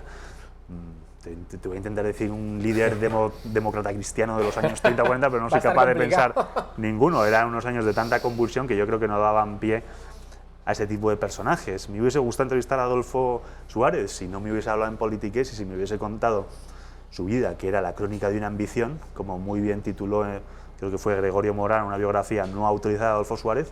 Sí, pero es probable que me hubiese dado la mejor cara de sí. El rey Juan Carlos, me encantaría entrevistar al rey Juan Carlos. ¿Dónde estás a pero tiempo, de verdad, es imposible. Te tienes que llamar Selina Scott y ser una rubia despampanante de la ITV, que es un canal, como entrevistó esta chica monísima, por cierto, en el año 93 a Juan Carlos de Borbón. Hubiera entrevistado a Juan Carlos de Borbón, por supuesto. Hay mucha gente interesante, casi todo el mundo tiene una historia que contar. Si te la quieren contar de verdad, si lo que quieren es venderte una moto, un libro o un montón de humo, pues mejor que llamen a otro y no a nosotros. Bueno, ¿no? Tú aquí no has venido a vender un montón de humo. Yo he venido porque me has llamado y además estoy encantado siempre de venir a esta casa, donde, por cierto, aprendí a hacer entrevistas en Intereconomía. Ah, pues a mí me las enseñaste tú. ¿Quién te las enseñó a hacer a ti? Pues no sabría decirte, yo creo que a base de hacer entrevistas, Luis Losada, me acuerdo que tenía un estilo que era muy pregunta-respuesta, pregunta-respuesta, pregunta-respuesta, y nada más ver la entrevista maquetada, te interesase o no el personaje, cuando veías que aquello era un pim-pam-pum, te daban más ganas de leerla que una entrevista de 2 páginas con 5 preguntas y unos párrafos de un tamaño kilométrico. Entonces eso lo aprendí quizás de Luis, y luego pues haciendo entrevistas pues uno va adquiriendo ya su propio estilo. Yo te agradezco mucho que me nombres como tu maestro, no sé si te conviene, pero yo supongo que tú ya has adquirido ya tu propio tu propio estilo. Mi propio registro, bueno, eso no lo sé yo ni lo voy a decir. Ya por último, Gonzalo, hemos hablado de personajes históricos a los que te hubiera gustado entrevistar, personajes actuales y referentes periodísticos. No sé Pues si los tampoco norteamericanos de la segunda mitad del siglo XX. Tampoco tengo muchos. El nuevo periodismo, Tom Wolfe. No, yo creo que aquí esto exige una pose y un postureo de decir que si Tom Wolfe y qué tal, pues tampoco. No te veo yo con traje blanco, Gonzalo. No, yo tampoco me veo con traje blanco. Me ibais a traer ahora una chaqueta de estas porque la camisa Kaki, hacía moaré. pero kaki sí te queda bien. Era kaki y he visto ahí de pronto unos colores demasiado pálidos que no van conmigo. No, me gustan, hay dos periodistas que me gustan mucho, que eran Dominique Lapierre y Larry Collins. Hombre. Que yo creo que están injustamente arrinconados porque se inflaron a vender millones y millones de ejemplares, porque escribían unas historias interesantísimas, porque no iban de atormentados y porque probablemente eran más de derechas que de izquierdas, pero para mí son dos modelos, por lo menos sus libros me han entretenido siempre mucho. Chávez Nogales me he leído algún libro, pero la verdad es que me costaría mucho ir aquí ahora de un cofrade de la hermandad de Chávez Nogales y de Tom Wolfe y del nuevo periodismo.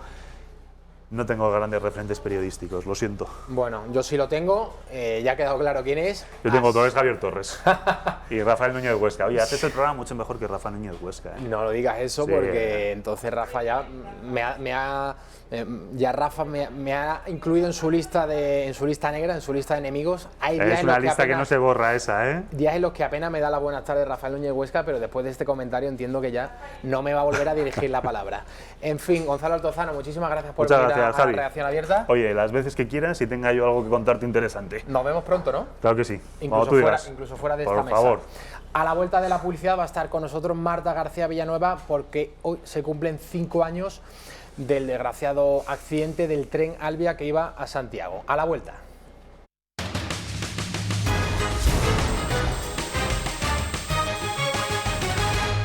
Bueno, ya está aquí con nosotros Marta García Villanueva de los informativos de esta casa. Marta, bienvenida. Gracias.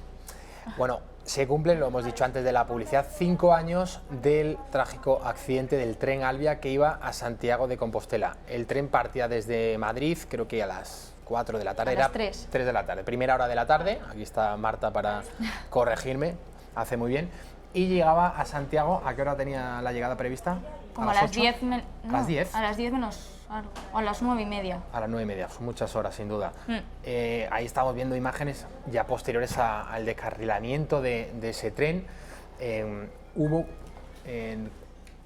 180 muertos y 144 heridos. Fue, como decimos, el 24 de julio del año 2013, hace 5 años. Marta, hoy familiares de las víctimas se han movilizado. ¿Qué es lo que reclaman? Reclaman verdad, reclaman justicia, reparación y sobre todo responsabilidades políticas y respuestas. Que aún no han habido respuestas después de 5 años. La verdad que uno no recuerda un accidente de tren en España que tuviese estas consecuencias tan fatales, tantos muertos, 80 muertos en ese tren que iba a Santiago de Compostela. Bueno, esto no viene al caso, pero lo voy a contar. Yo tenía un amigo que iba en ese tren, no, mejor dicho, que cogía ese tren todos los días y que afortunadamente ese día no lo cogió. La verdad que da gracias a Dios desde entonces, porque podría haber sido una de las víctimas o uno de los heridos, pero finalmente pues no fue en ese tren. Desde entonces los familiares de las víctimas pues vienen pidiendo, como ha comentado Marta, responsabilidades a los dirigentes políticos, piden indemnizaciones. Sobre todo lo que se pide no es que se esclarezcan las causas del accidente, que eso ya se sabe, sino que si hay, más allá de la responsabilidad del maquinista, responsabilidades por parte de la clase política. Marta. Sí, también piden al PP, al PSOE, a Renfe sobre todo. Adif Renfe. Era Mariano Rajoy el presidente del gobierno cuando se produjo este lamentable accidente, recordamos 24 de julio del año 2013. Yo lo recuerdo porque Gonzalo Bans, director de esta casa de Intereconomía Televisión, tuvo la no brillante idea, sino todo lo contrario, de llamarme para que fuese una calurosa noche de julio al Gato al Agua. Era ese mismo día, teníamos previsto hacer un especial sobre la JMJ de Río de Janeiro. Era la primera Jornada Mundial de la Juventud que iba a llevar a cabo el Papa Francisco Bergoglio en Río de Janeiro. Y pues finalmente, por esta última hora, lógicamente trágica noticia, pues aquel día en el Gato al Agua obviamente pues no se habló más que de este asunto. Recuerdo que se al principio, como sucede en España, ¿no? Después de tantos años de tradición de atentados terroristas, pues se barajaba con la posibilidad de que fuese un atentado terrorista. Bueno, al poco la verdad que los primeros indicios, las primeras noticias, las primeras informaciones que iban saliendo desde algunos medios gallegos, allí en Santiago de Compostela, pues bueno, daban una medida de que ni mucho menos había ningún indicio de que se pudiese tratar de un atentado terrorista. Efectivamente. Marta, ¿tú te acuerdas el día de este accidente? Perfectamente, estaba en la universidad. ¿Estabas en la universidad? Bueno, estaba en un cambio de curso. Qué joven eres, Marta. Bueno, pues esto fue hace 5 años, calculo entonces que estabas en tu primer año de universidad. Eso es, en el primero. Bueno, tú eres muy joven y no lo recuerdas, Marta, pero cada vez que en España ha habido un accidente, al principio la verdad que un accidente de estas envergaduras, de este calibre, al principio pues siempre se baraja la posibilidad de que fuese un atentado, ¿no? La larga tradición de atentados por parte de la banda terrorista ETA desde los finales de los años 60, pues así lo indican y lógicamente los periodistas, una de las primeras reacciones que se tienen, igual que la clase política, era el de ver si efectivamente se trataba de un atentado. Es verdad que en el año 2013 pues ya la banda terrorista ETA había dejado de matar. El último atentado, si no recuerdo mal, fue cometido en el año 2010. Esto la verdad que no suscitó ningún debate político. Es lamentable, la verdad que es una también tradición de la política española, cuando hay muertos, ver a los políticos echándoselos encima uno del otro. En este caso, la verdad que yo no recuerdo que este trágico accidente de tren pues suscitase una pelea encolerizada en el Congreso de los Diputados entre los distintos partidos políticos. Lógicamente siempre hay que pedir responsabilidades, que se depuren responsabilidades políticas, que los dirigentes de la compañía, en este caso Renfe Alvia, que diesen la cara, pero de ahí a hacer el escenario, el numerito que se ha montado en otras ocasiones. Y me quiero acordar que no fue un accidente, sino que fue un atentado terrorista, el del 11 de marzo del año 2004, pues esperemos que nunca se vuelvan a repetir en España. Lo de jugar con los muertos está muy mal, lo de tirarse los cadáveres peor aún, y en fin, desde ese día en España los políticos, como digo, pues creo que gestionaron bastante bien la petición de responsabilidades de este desgraciado accidente. ¿Ibas a decir algo, Marta?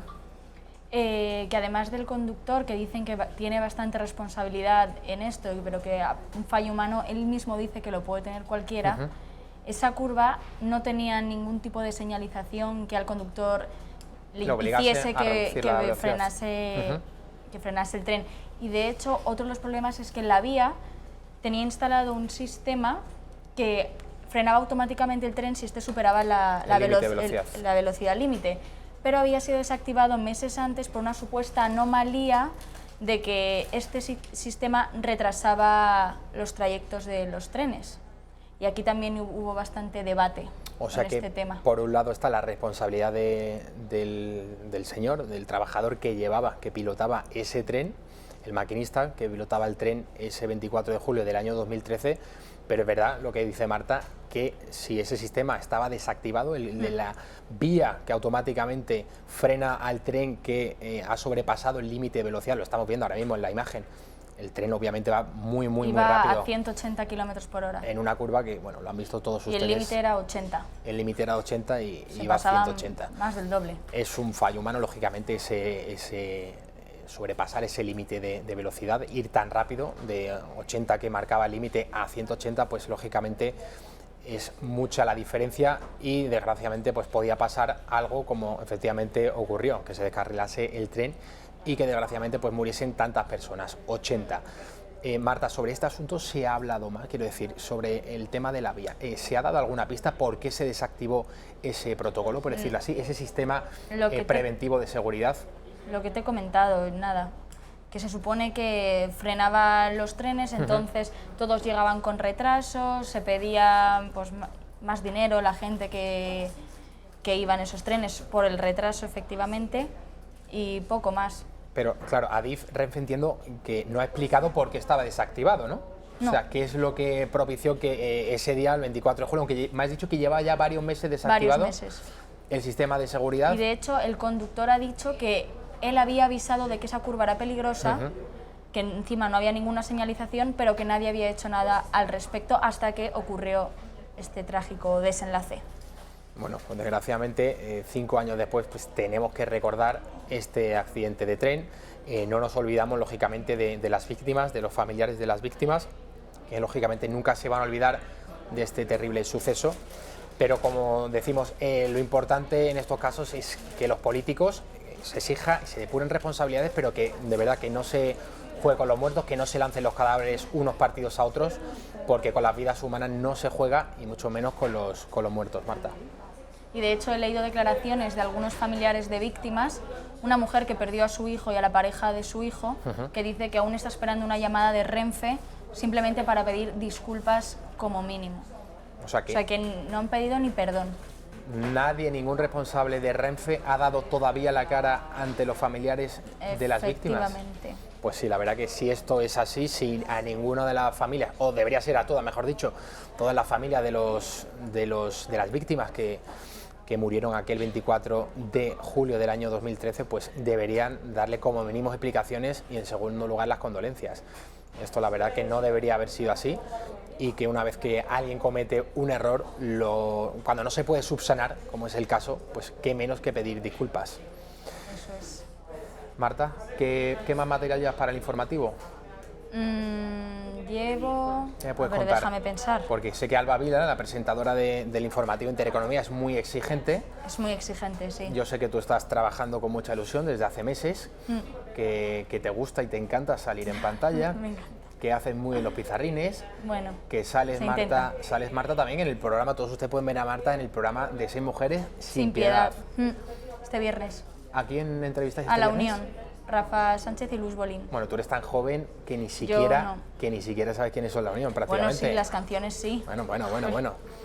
Tú cuando la Unión estaba en España en su punto álgido, finales de los 80, tú ni habías nacido, Marta García Villanueva.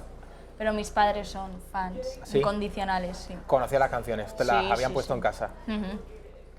Que, bueno, te he preguntado que vas a llevar el nada, informativo. llevamos un poco pues todo el tema de Casado ahora, está en pleno auge, y lo de su máster y sobre todo por lo de Cifuentes también, que fue ayer. Bueno, yo quería hablar, no me gusta hacer crónica rosa, pero ya que está aquí Marta conmigo, vamos a dar una pequeña pincelada, porque con la victoria de Pablo Casado, nuevo presidente del Partido Popular, más de una y más de dos y más de 3 chicas de esta casa, la verdad que admitieron y manifestaron su amor platónico por Pablo Casado. ¿Tan guapo es Pablo Casado, Marta? Hombre, entre los que había, era el más mono. Joserra, ¿no? Joserra, bueno, tiene un puntillo, pero no sé yo, ¿eh? Bueno, Joserra, por cierto, tenía en Alba Vila Laje, hay que decirlo, la presentadora, su fan número 1. Su fan, ese sí que era amor platónico. Amor platónico. La verdad que yo, desde el punto de vista masculino, si tengo que analizar las candidatas del Partido Popular, se me viene a la cabeza Soraya Sáenz de Santa María. Luego está María Dolores de Cospedal, que tiene lógicamente... no sé qué... Es una señora bastante guapa, muy elegante para la edad que tiene. Yo creo que aquí alguien que entienda más que yo de crónica rosa, de estilismo, Eli por ejemplo, nos podría dar unas pinceladas, pero yo creo que María Dolores de Cospedal puede ser de las políticas en España más elegante, que mejor vistan y más guapas. Sí. Soraya, ¿qué podrías decir tú, Marta? Soraya, bueno, la verdad a mí, bueno... No tengo mucho que decir en realidad. No, de su estilismo, ¿qué te parece? De su estilismo. Sí, claro. Pues que lo intenta. Lo intenta, ¿no?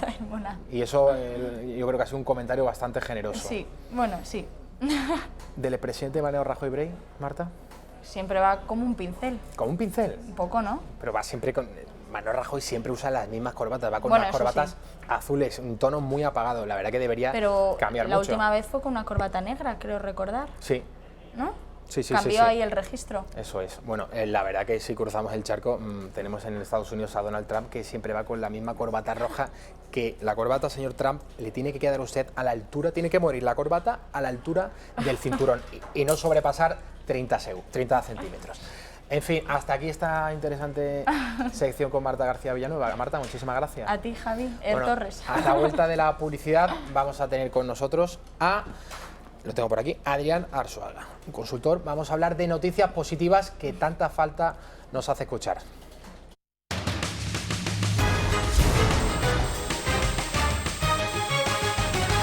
La verdad es que ante tantas noticias ingratas que trae la actualidad, siempre está bien desengrasar, contar cosas mucho más agradables, y para eso tenemos aquí en la redacción abierta a Adrián Arzuaga, consultor. Bienvenido. ¿Qué tal, Javi? ¿Cómo estás? Bien, ¿y tú? Bueno, quiero que empecemos por la buena noticia que traemos sobre el litoral español. Desde hace décadas se ha arrasado en la costa española, especialmente uno en la que más conoce, en la costa andaluza, pues se está uno bañando en el mar y mira hacia la costa, hacia tierra firme y solamente ve edificios, edificios y más edificios. Eso la verdad que ha sido, no sé si calificarlo de terrorismo inmobiliario. Bueno, sí, en parte sí, ¿no? Y en los juzgados hemos visto pasar alguna de las figuras de este país. Yo me acuerdo un año que iba a Marbella en coche y solo se veían grúas pluma, no se veía casi el mar, era impresionante. Bueno, pues efectivamente, ¿no? Ya estamos metidos en pleno verano y hay una noticia que la verdad que me ha gustado mucho, y es que ayer atracó en Barcelona el barco Esperanza de Greenpeace, un barco que era de origen ruso, era un barco que se utilizaba para extinción de incendios, un barco bombero. Bueno, en el 2002 se hacen con él para promover un poco, es el barco más grande de la flota de Greenpeace, ¿vale? Y durante estos días va a estar en Barcelona, Cádiz, Tenerife, va a hacer una ronda por el litoral mediterráneo. Ahí lo estamos viendo en pantalla. Y Atlántico. Y bueno, al final la misión es hacer un poco pues esa promoción y la sensibilización de lo que implica tener con salud el litoral. Hay que darse cuenta que el 8,8% de la superficie de España corresponde a la costa, pero más del 50% de la población está sentada en esta. O sea, es un dato relevante, ¿no? Sin duda, sin duda. Y al final todo el tema de los residuos industriales, por supuesto, de la construcción.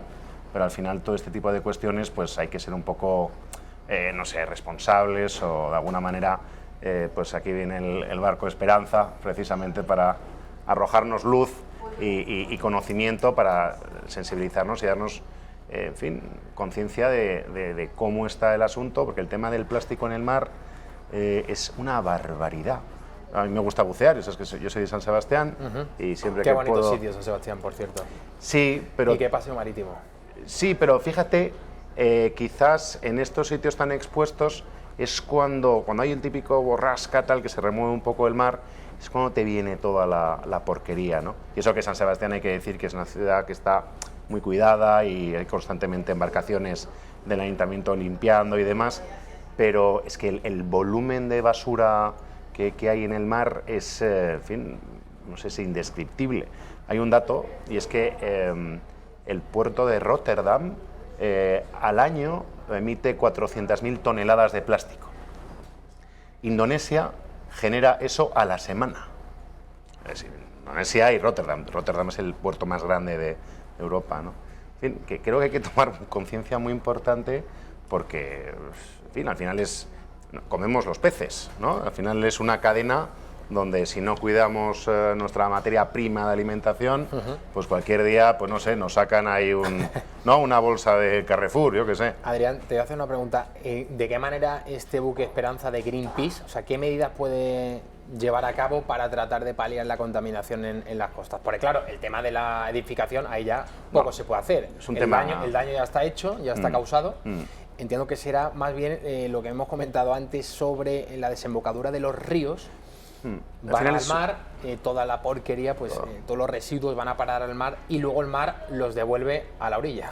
Claro, no, al final es una acción pedagógica que explican cuál es el circuito del residuo, ¿no? Tanto en el ámbito industrial pues se puede derivar a los ríos, los ríos derivan al mar, lógicamente, pero también en el mar ya no vale con un colector que vaya, ¿no?, 3 kilómetros por tal y que al final las mareas te devuelven lo que les das y lógicamente pues aquí es muy importante el factor de la educación. Lo que ya está hecho está, pero creo que las nuevas generaciones, aquello de estar en la playa y tirar el plástico del helado al suelo, ¿no? Yo creo que es un pequeño gesto y con pequeños gestos se consiguen grandes cambios. Bueno, cualquier playa desgraciadamente aún seguimos viendo. Yo no tengo nada en contra de los fumadores, pero... Es que estaba pensando justo lo mismo. Un montón de gente que tira las colillas, que llegas tú a la playa, clavas la sombrilla, te sientas, pones la silla, lectura agradable y de pronto en el pie tienes 3 o 4 colillas. pues sí, al final cuestiones de estas que son las que hay que educar un poco a la población para hacerles partícipes de que el medio ambiente rural y marino es de todos. Y esto, los cigarros en la playa no aparecen porque sí, es porque una personita pues los ha tirado, ¿no? En fin, gran trabajo, gran tarea los que tienen por delante los amigos de Greenpeace.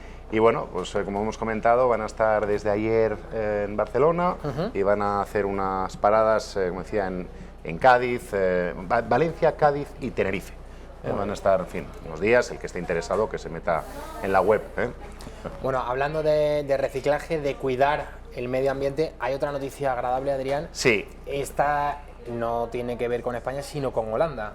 Justo. Bueno, es que efectivamente, ahora que llega el verano, yo estaba tratando de buscar un poco noticias que generasen empatía, ¿no? Noticias con percha, que se llama. Sí, ¿no? exacto. No, vamos a la playa. ¿Esto qué pasa, no?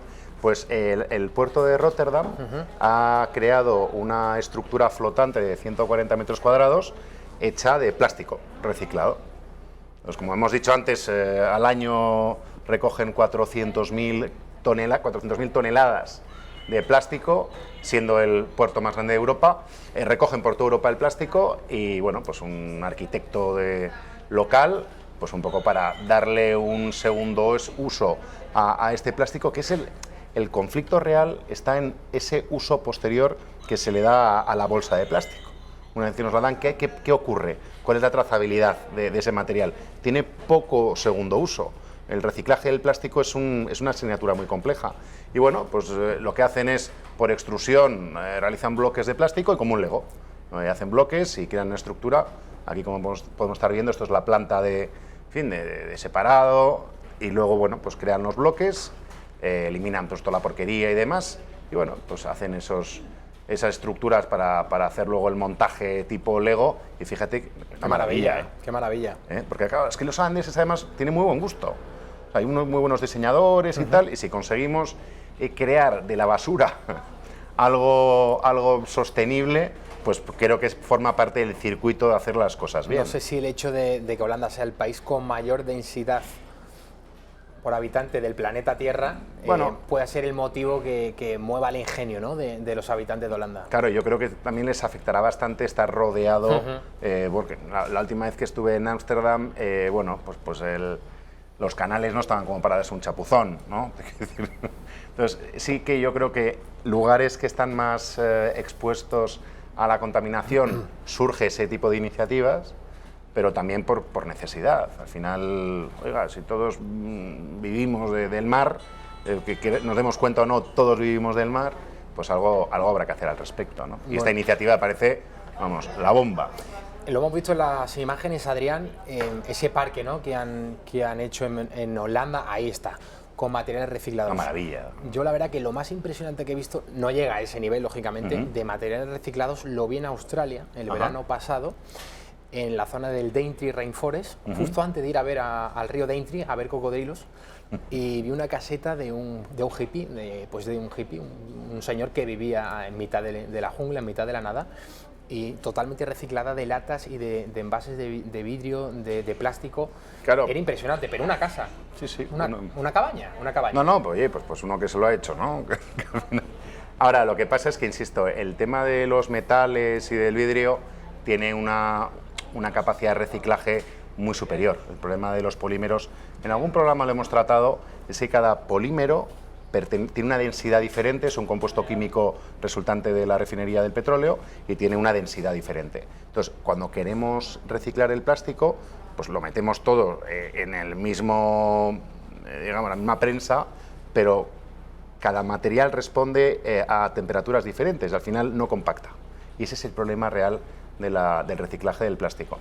Entonces aquí, pues bueno, pues lo harán una extrusión más a lo bestia para hacer este tipo de bloques. E insisto, el problema del reciclaje es, por ejemplo, el PET y demás, que son para uso comestible, ¿no?, para poder poner productos alimenticios y demás, que no se permite a día de hoy, o es muy caro, hacer un reciclaje adecuado. Y bueno, no cabe duda que esta iniciativa, que es pelotera, oye, a ver si se nos copia y se nos pega, ¿no?, algo más, porque han anunciado que además de Holanda, bueno, pues quieren actuar en Indonesia Porque claro, como hemos dicho, 400.000 toneladas a la semana. Toma ya. De plástico. Y bueno, no hay más que ir. Si te fijas, en las playas pueden que estén limpias, pero después de un temporal te asomas a las zonas de rocas, que no es lo de la foto. Y está toda la porquería, ¿no? Todo lleno. Claro, madera. Bueno, la madera, bueno, pues al final es un elemento orgánico, ¿no? Pero es que el plástico es que se mete por todos lados y claro, las tortugas que confunden las bolsas con medusas.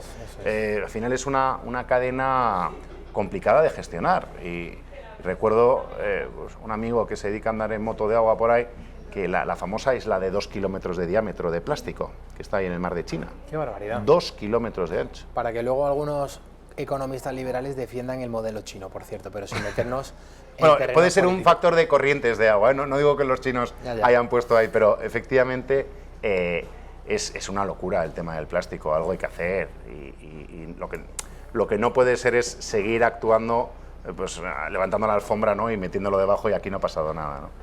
En fin, buenas iniciativas, gente interesante, inteligente y que por favor haya más gente de esta, ¿no? Adrián, sin meternos en barro político, te voy a preguntar, ¿crees que en España hay un sistema de reciclaje óptimo? ¿Se recicla en general? ¿Tú ves que la gente recicla, que la gente hace varias bolsas de basura que van a llevarlo cada una, la del papel al azul, la del vidrio al verde? Yo no tengo la foto de la distribución de reciclaje por zonas a nivel geográfico, pero sí te puedo hablar de dos cosas. Yo soy como he dicho, de un sitio, de San Sebastián. De un sitio, no, de una ciudad preciosa, sí, pero tendrás que presumir. El tema está que los pueblos cercanos, gobernados por Bildu, vaya por Dios, emplearon la obligación aquello, en 2011. Municipal. Sí, señor. Exacto. Pues me va a permitir, Adrián, que haga una recomendación, porque si teclean en Google la basura de Bildu y ponen el nombre de Pedro Fernández Barbadillo, van a encontrar un magnífico artículo que publicó en el extinto semanario Alba, luego se publicó en Gaceta.es, por lo tanto estará en versión digital, la basura de Bildu, sobre esto que se está refiriendo Adrián. Cuando Bildu llegó al Ayuntamiento de San Sebastián, obligaba a todos los En San Sebastián no llegó, pero sí en Hernani, en Usurbil, en pueblos... Bueno, a ver, esto sí que es verdad que venía de una normativa europea, ¿vale? Una de las directivas europeas para, de alguna manera, racionalizar el reciclaje, para optimizar el reciclaje. Y tenía sentido. Lo que pasa es que cuando pasamos de una orientación, de una mejora propuesta a una imposición, pues nos encontramos que se quedaron sin votantes. Claro. No, pero claro, oiga, usted solo puede sacar el pescado los martes, ¿no? ¿Y qué hacemos el resto de la semana? En una ciudad donde comemos mucho pescado, ¿no? Que te huela pescado a la casa. Claro, no, pues oiga, usted déjelo en su casa, no se preocupe, tal. Ahora, esto ya era la bomba. Había una zona acotada para poder echar la basura, más que solo había unos horarios. Había un contenedor amarillo, el no sé qué, y solo podías poner la basura, unos horarios y cierto tipo de basura. Vaya. Autoritario, los señores de Bildu. ¿Quién podría imaginarlo?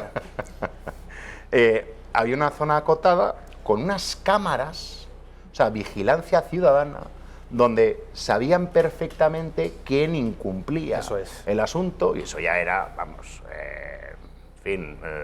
Yo tuve una reunión en el ámbito profesional con el responsable de dentro del clúster municipal que organizaba todo el tema del reciclaje de Bildu, ¿no? Adrián, para quitarme el mal sabor de boca de estar hablando de Bildu, porque San Sebastián es una ciudad preciosa. Ya no está de alcaldía, ¿no? Bueno, pero hay mucho, en fin, indeseable por allí todavía.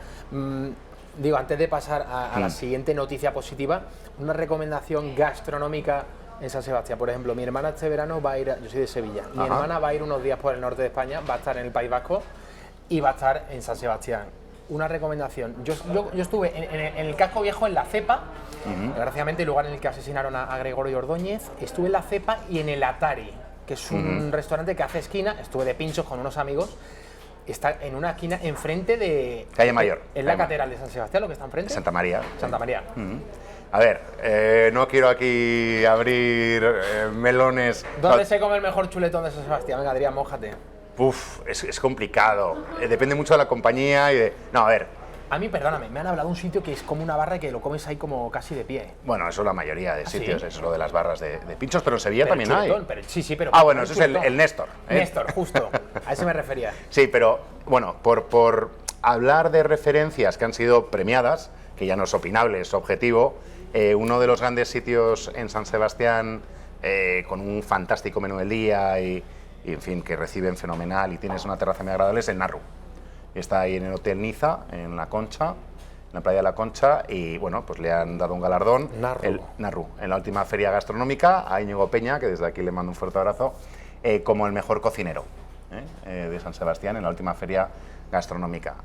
Referencias, en fin, pues, muchas, ¿no? Pero ya te digo, por no mojarme y no generar enfados con nadie, oye, yo repito lo que dijo la feria gastronómica y creo que aquí todos quedamos bien. Y tu hermana se va a quedar encantada. Y luego, fuera de cámara, ya te daré alguna otra recomendación. Fenomenal. Bueno, pasamos a la siguiente noticia agradable. ¿Qué es esto de HandSafe? Un nuevo sistema de seguridad para cortadores de madera. Bueno, tú eres vasco. En el País Vasco se cortan muchos troncos. Bueno, sí, pero con la mano, ya te sabes el chiste, ¿no? Eso que va a arrancar la tienda, joder, ese ruido que es, ¿no? Bueno, estamos viendo aquí en imagen, es una empresa granadina, ¿vale? La fábrica se llama Sima, exporta el 70% de su material auxiliar para la construcción y han creado esta virguería de aparato con un sensor que identifica la textura y la humedad de la carne humana, oye, y tiene un freno que te permite pues no cortarte todos los dedos que te podías cortar. Y creo que, en fin, el sector de la construcción, que muchas veces yo creo que apretado por los tiempos de entrega y demás, quizás no se adoptan todas las medidas de seguridad que debieran, porque es verdad que cuando hablas con un jefe de obra, dices, joder, es que si me tengo que ponerme el casco, el arnés, que por supuesto desde aquí recomendamos que se cumpla la norma, ¿no? Pero creo que la tecnología tiene que apoyar y a facilitar las tareas cotidianas. En el ámbito de la construcción, pues cortar madera y otro tipo de materiales es el día a día, ¿no? Y creo que aquí pues es un gran acierto, un gran avance y, cómo no, una empresa española. Y para que digan que los andaluces son unos vagos, ¿no? Bueno, eso desgraciadamente se sigue oyendo, ¿eh? Pues aquí estamos para decir que no, que eso no es verdad y que HandSafe, este nuevo artilugio dirigido a que los deditos sigan en su sitio, en España y fuera de España, que como hemos dicho exportan el 70% de su fabricación de maquinaria auxiliar para la construcción. A mí me parece la pena. Que término más vasco, lo de la pera, ¿verdad? Sí, ¿tú crees? Y lo del, que has dicho antes, el pelotazo. Pelotero, ¿no? Pelotero, eso sí, también, ¿no? Sí. De pelotaris era, ¿no? Bueno, lo estamos pasando de pelotaris también, ¿no? Ah, de pelotaris se dice. Fenomenal. Sí. Bueno, pues para seguir pasando lo de pelotaris, Adrián, si te parece, vamos a la cuarta noticia positiva de este martes 24 de junio. Joder, Javi, ¿me estás? ¿Eh? ¿Te estás riendo más que con Rafa? Me está haciendo gracia. ¿Te estás riendo más que con Rafa? Estoy riendo más que con Rafa. Voy a hablar con mi representante. ¿Quién lo diría? ¿Quién lo diría? El caso es que, hablando de reciclaje, hablando de sostenibilidad, hay una nueva iniciativa lanzada por la Universidad Politécnica de Madrid que habla de la creación de pantallas acústicas aquí lo estamos viendo. Hasta la fecha, estas pantallas acústicas que protegen pues a las viviendas que pueden estar, ¿no?, que linden con carreteras o de este tipo, pues contaminación acústica y demás, se fabricaban con, pues eso, pues con hormigón, con vidrios, y han creado un sistema para reciclar las hojas de palmera que se podan habitualmente. La palmera es una plantación que está muy presente en muchas ciudades, y lo que esto permite, primero, darle un segundo uso a la hoja de palmera, no emplear elementos que, una vez que la pantalla acústica o la carretera, ya imagínate, no se utiliza, pues queda ahí y eso genera un impacto medioambiental y visual importante, y esto, al ser puramente orgánico, pues queda mucho más agradable, ¿no? Y tiene menos impacto en todos los sentidos. Entonces, el problema que tenía, el reto que tenían, es que había habido iniciativas de este tipo, pero claro, hasta que crece la vegetación se tarda un tiempo. Claro, de esta manera conseguimos tener con inmediatez con la hoja de palmera, bueno, pues ¿Y qué tiene, perdóname Adrián, qué tiene la hoja de palmera, qué propiedades tiene pues, que no tengan otras plantas? Pues sobre todo el tema del aislamiento acústico. Qué bueno, Tiene una claro, la hoja de palmera tiene una densidad que, bueno, que permite absorber bastante sonido. Y luego, aparte, el que tenga un vecino pesado ahora mismo que nos esté viendo, que ponga hojas de palmera que las pega a la pared. Exactamente, que todos los, ¿no? Estos que se iban hacia las Américas, ¿no? Eso es. Que en la zona norte hay bastantes, en la zona de Asturias y Cantabria. ¿Cómo se llamaban los? En fin, tiene un nombre, no me acuerdo. En fin, estará viendo amigos míos que me van a echar la bronca. Pero que se iban hacia las Américas, y eso se llamaba, y cuando llegaban ponían una palmera en el jardín. O sea, de esa manera demostraban que habían venido como con duros en el bolsillo, ¿no?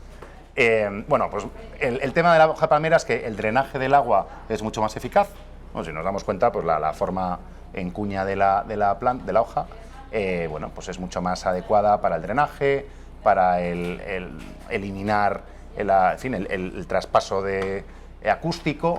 Y bueno, oye, pues que queda muy bien, que es mucho más barato, y darle un segundo uso, como decíamos, a todo el tema de la poda, en fin, todo este tipo de cuestiones que nos estamos dando cuenta cada vez más de la relevancia que tienen, ya no solo por un factor de eficiencia económica, que también, pero cuando conseguimos algo más barato, conseguimos algo que ya lo tenemos y le podemos dar un segundo uso, y además que es más eficaz que la alternativa anterior, pues ¿por qué no?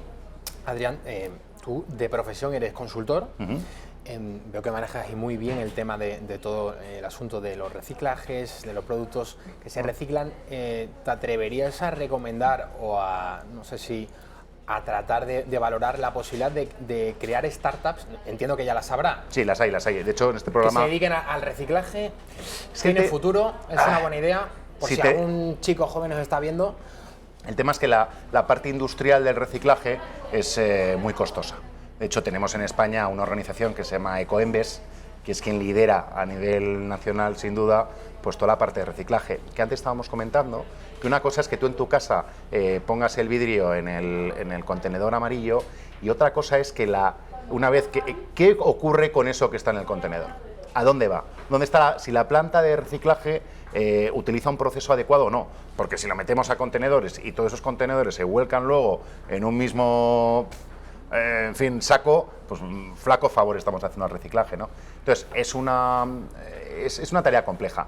Ahora, lo que no cabe duda es que el camino en el ámbito de la innovación respecto a los segundos usos de materiales tradicionales y que se usan a día es un caldo de cultivo para todo emprendedor, pero vamos, de manual. Hombre, es muy barato, ¿no? Bueno, sí, es barato quizás conseguir el material. El problema es la transformación de los costes energéticos. Claro, ahí está, por eso decía el uso industrial, ¿no? Todo el tema de la energía, en fin, son grandes máquinas, ¿no? Son prensas, en fin, no es fácil. Ahora, sin duda seguro que hay pequeños procesos que tecnológicamente ahora permitan o bien distribuir de manera más eficaz o separar mejor ahora mismo los residuos, que esa es una asignatura pendiente, porque lo decíamos antes de los polímeros, a veces se hace por vibración. Como tienen densidades diferentes, la resonancia de cada material es diferente, entonces responden de manera distinta a la vibración, y eso permite separarlos. Pero bueno, habrá otras opciones y otras tecnologías que permitan un mejor desarrollo en la separación e identificación de los materiales para al final poder, pues recuperar lo que se pueda recuperar, y lo que no, pues nos dedicamos a hacer parques, ¿no? Como en Ámsterdam o en Rotterdam, ¿no? Decía lo de las startups porque estoy pensando en Madrid, tiene la M30, tiene la M40, tiene muchas zonas que convendría insonorizar. Hay un montón de localidades a las afueras de Madrid, Aravaca, Pozuelo... Bueno, quizás por eso ha sido la Universidad Politécnica de Madrid quien ha creado esta iniciativa, ¿no? Que seguramente muchos vecinos agradecerían que se instalasen estas barreras, ¿no? Sí, además, pero barreras orgánicas, que es mucho más liviano, y que incluso yo creo que la implantación de esto... Sí, porque asomarte por la ventana de tu casa y ver ahí el armatoste ahí de... Con el grafiti de Javi, te quiero y tal. Que estarás harto de esto, ¿no? Me imagino. Sí, por todas las carreteras de España. Pues me imagino que incluso lo que es el montaje. O O sea, camiones que llegan con el bloque de hormigón o con el no sé qué, pues me imagino que te pongan un especie de jardín vertical es mucho más agradable, ¿no? No sé, digo yo, vamos. Bueno, pues Adrián, si en el futuro vemos que necesitamos montar una startup, me vas a llamar y me lo voy a pensar muy seriamente. Harás bien. Adrián, muchísimas gracias Javi, por encantado. estar aquí dándonos buenas noticias. Ojalá que todos los días fuese así. Y nosotros nos vamos a despedir. Mañana volvemos con más información a las 6 de la tarde en la redacción abierta. Estamos desde las 6 todos los días hasta las 8:30. Información, actualidad, también opinión, reflexión y también momento, lógicamente, para el humor y para los buenos momentos como esta sección de buenas noticias con Adrián Arzuaga. Hasta mañana, si Dios quiere.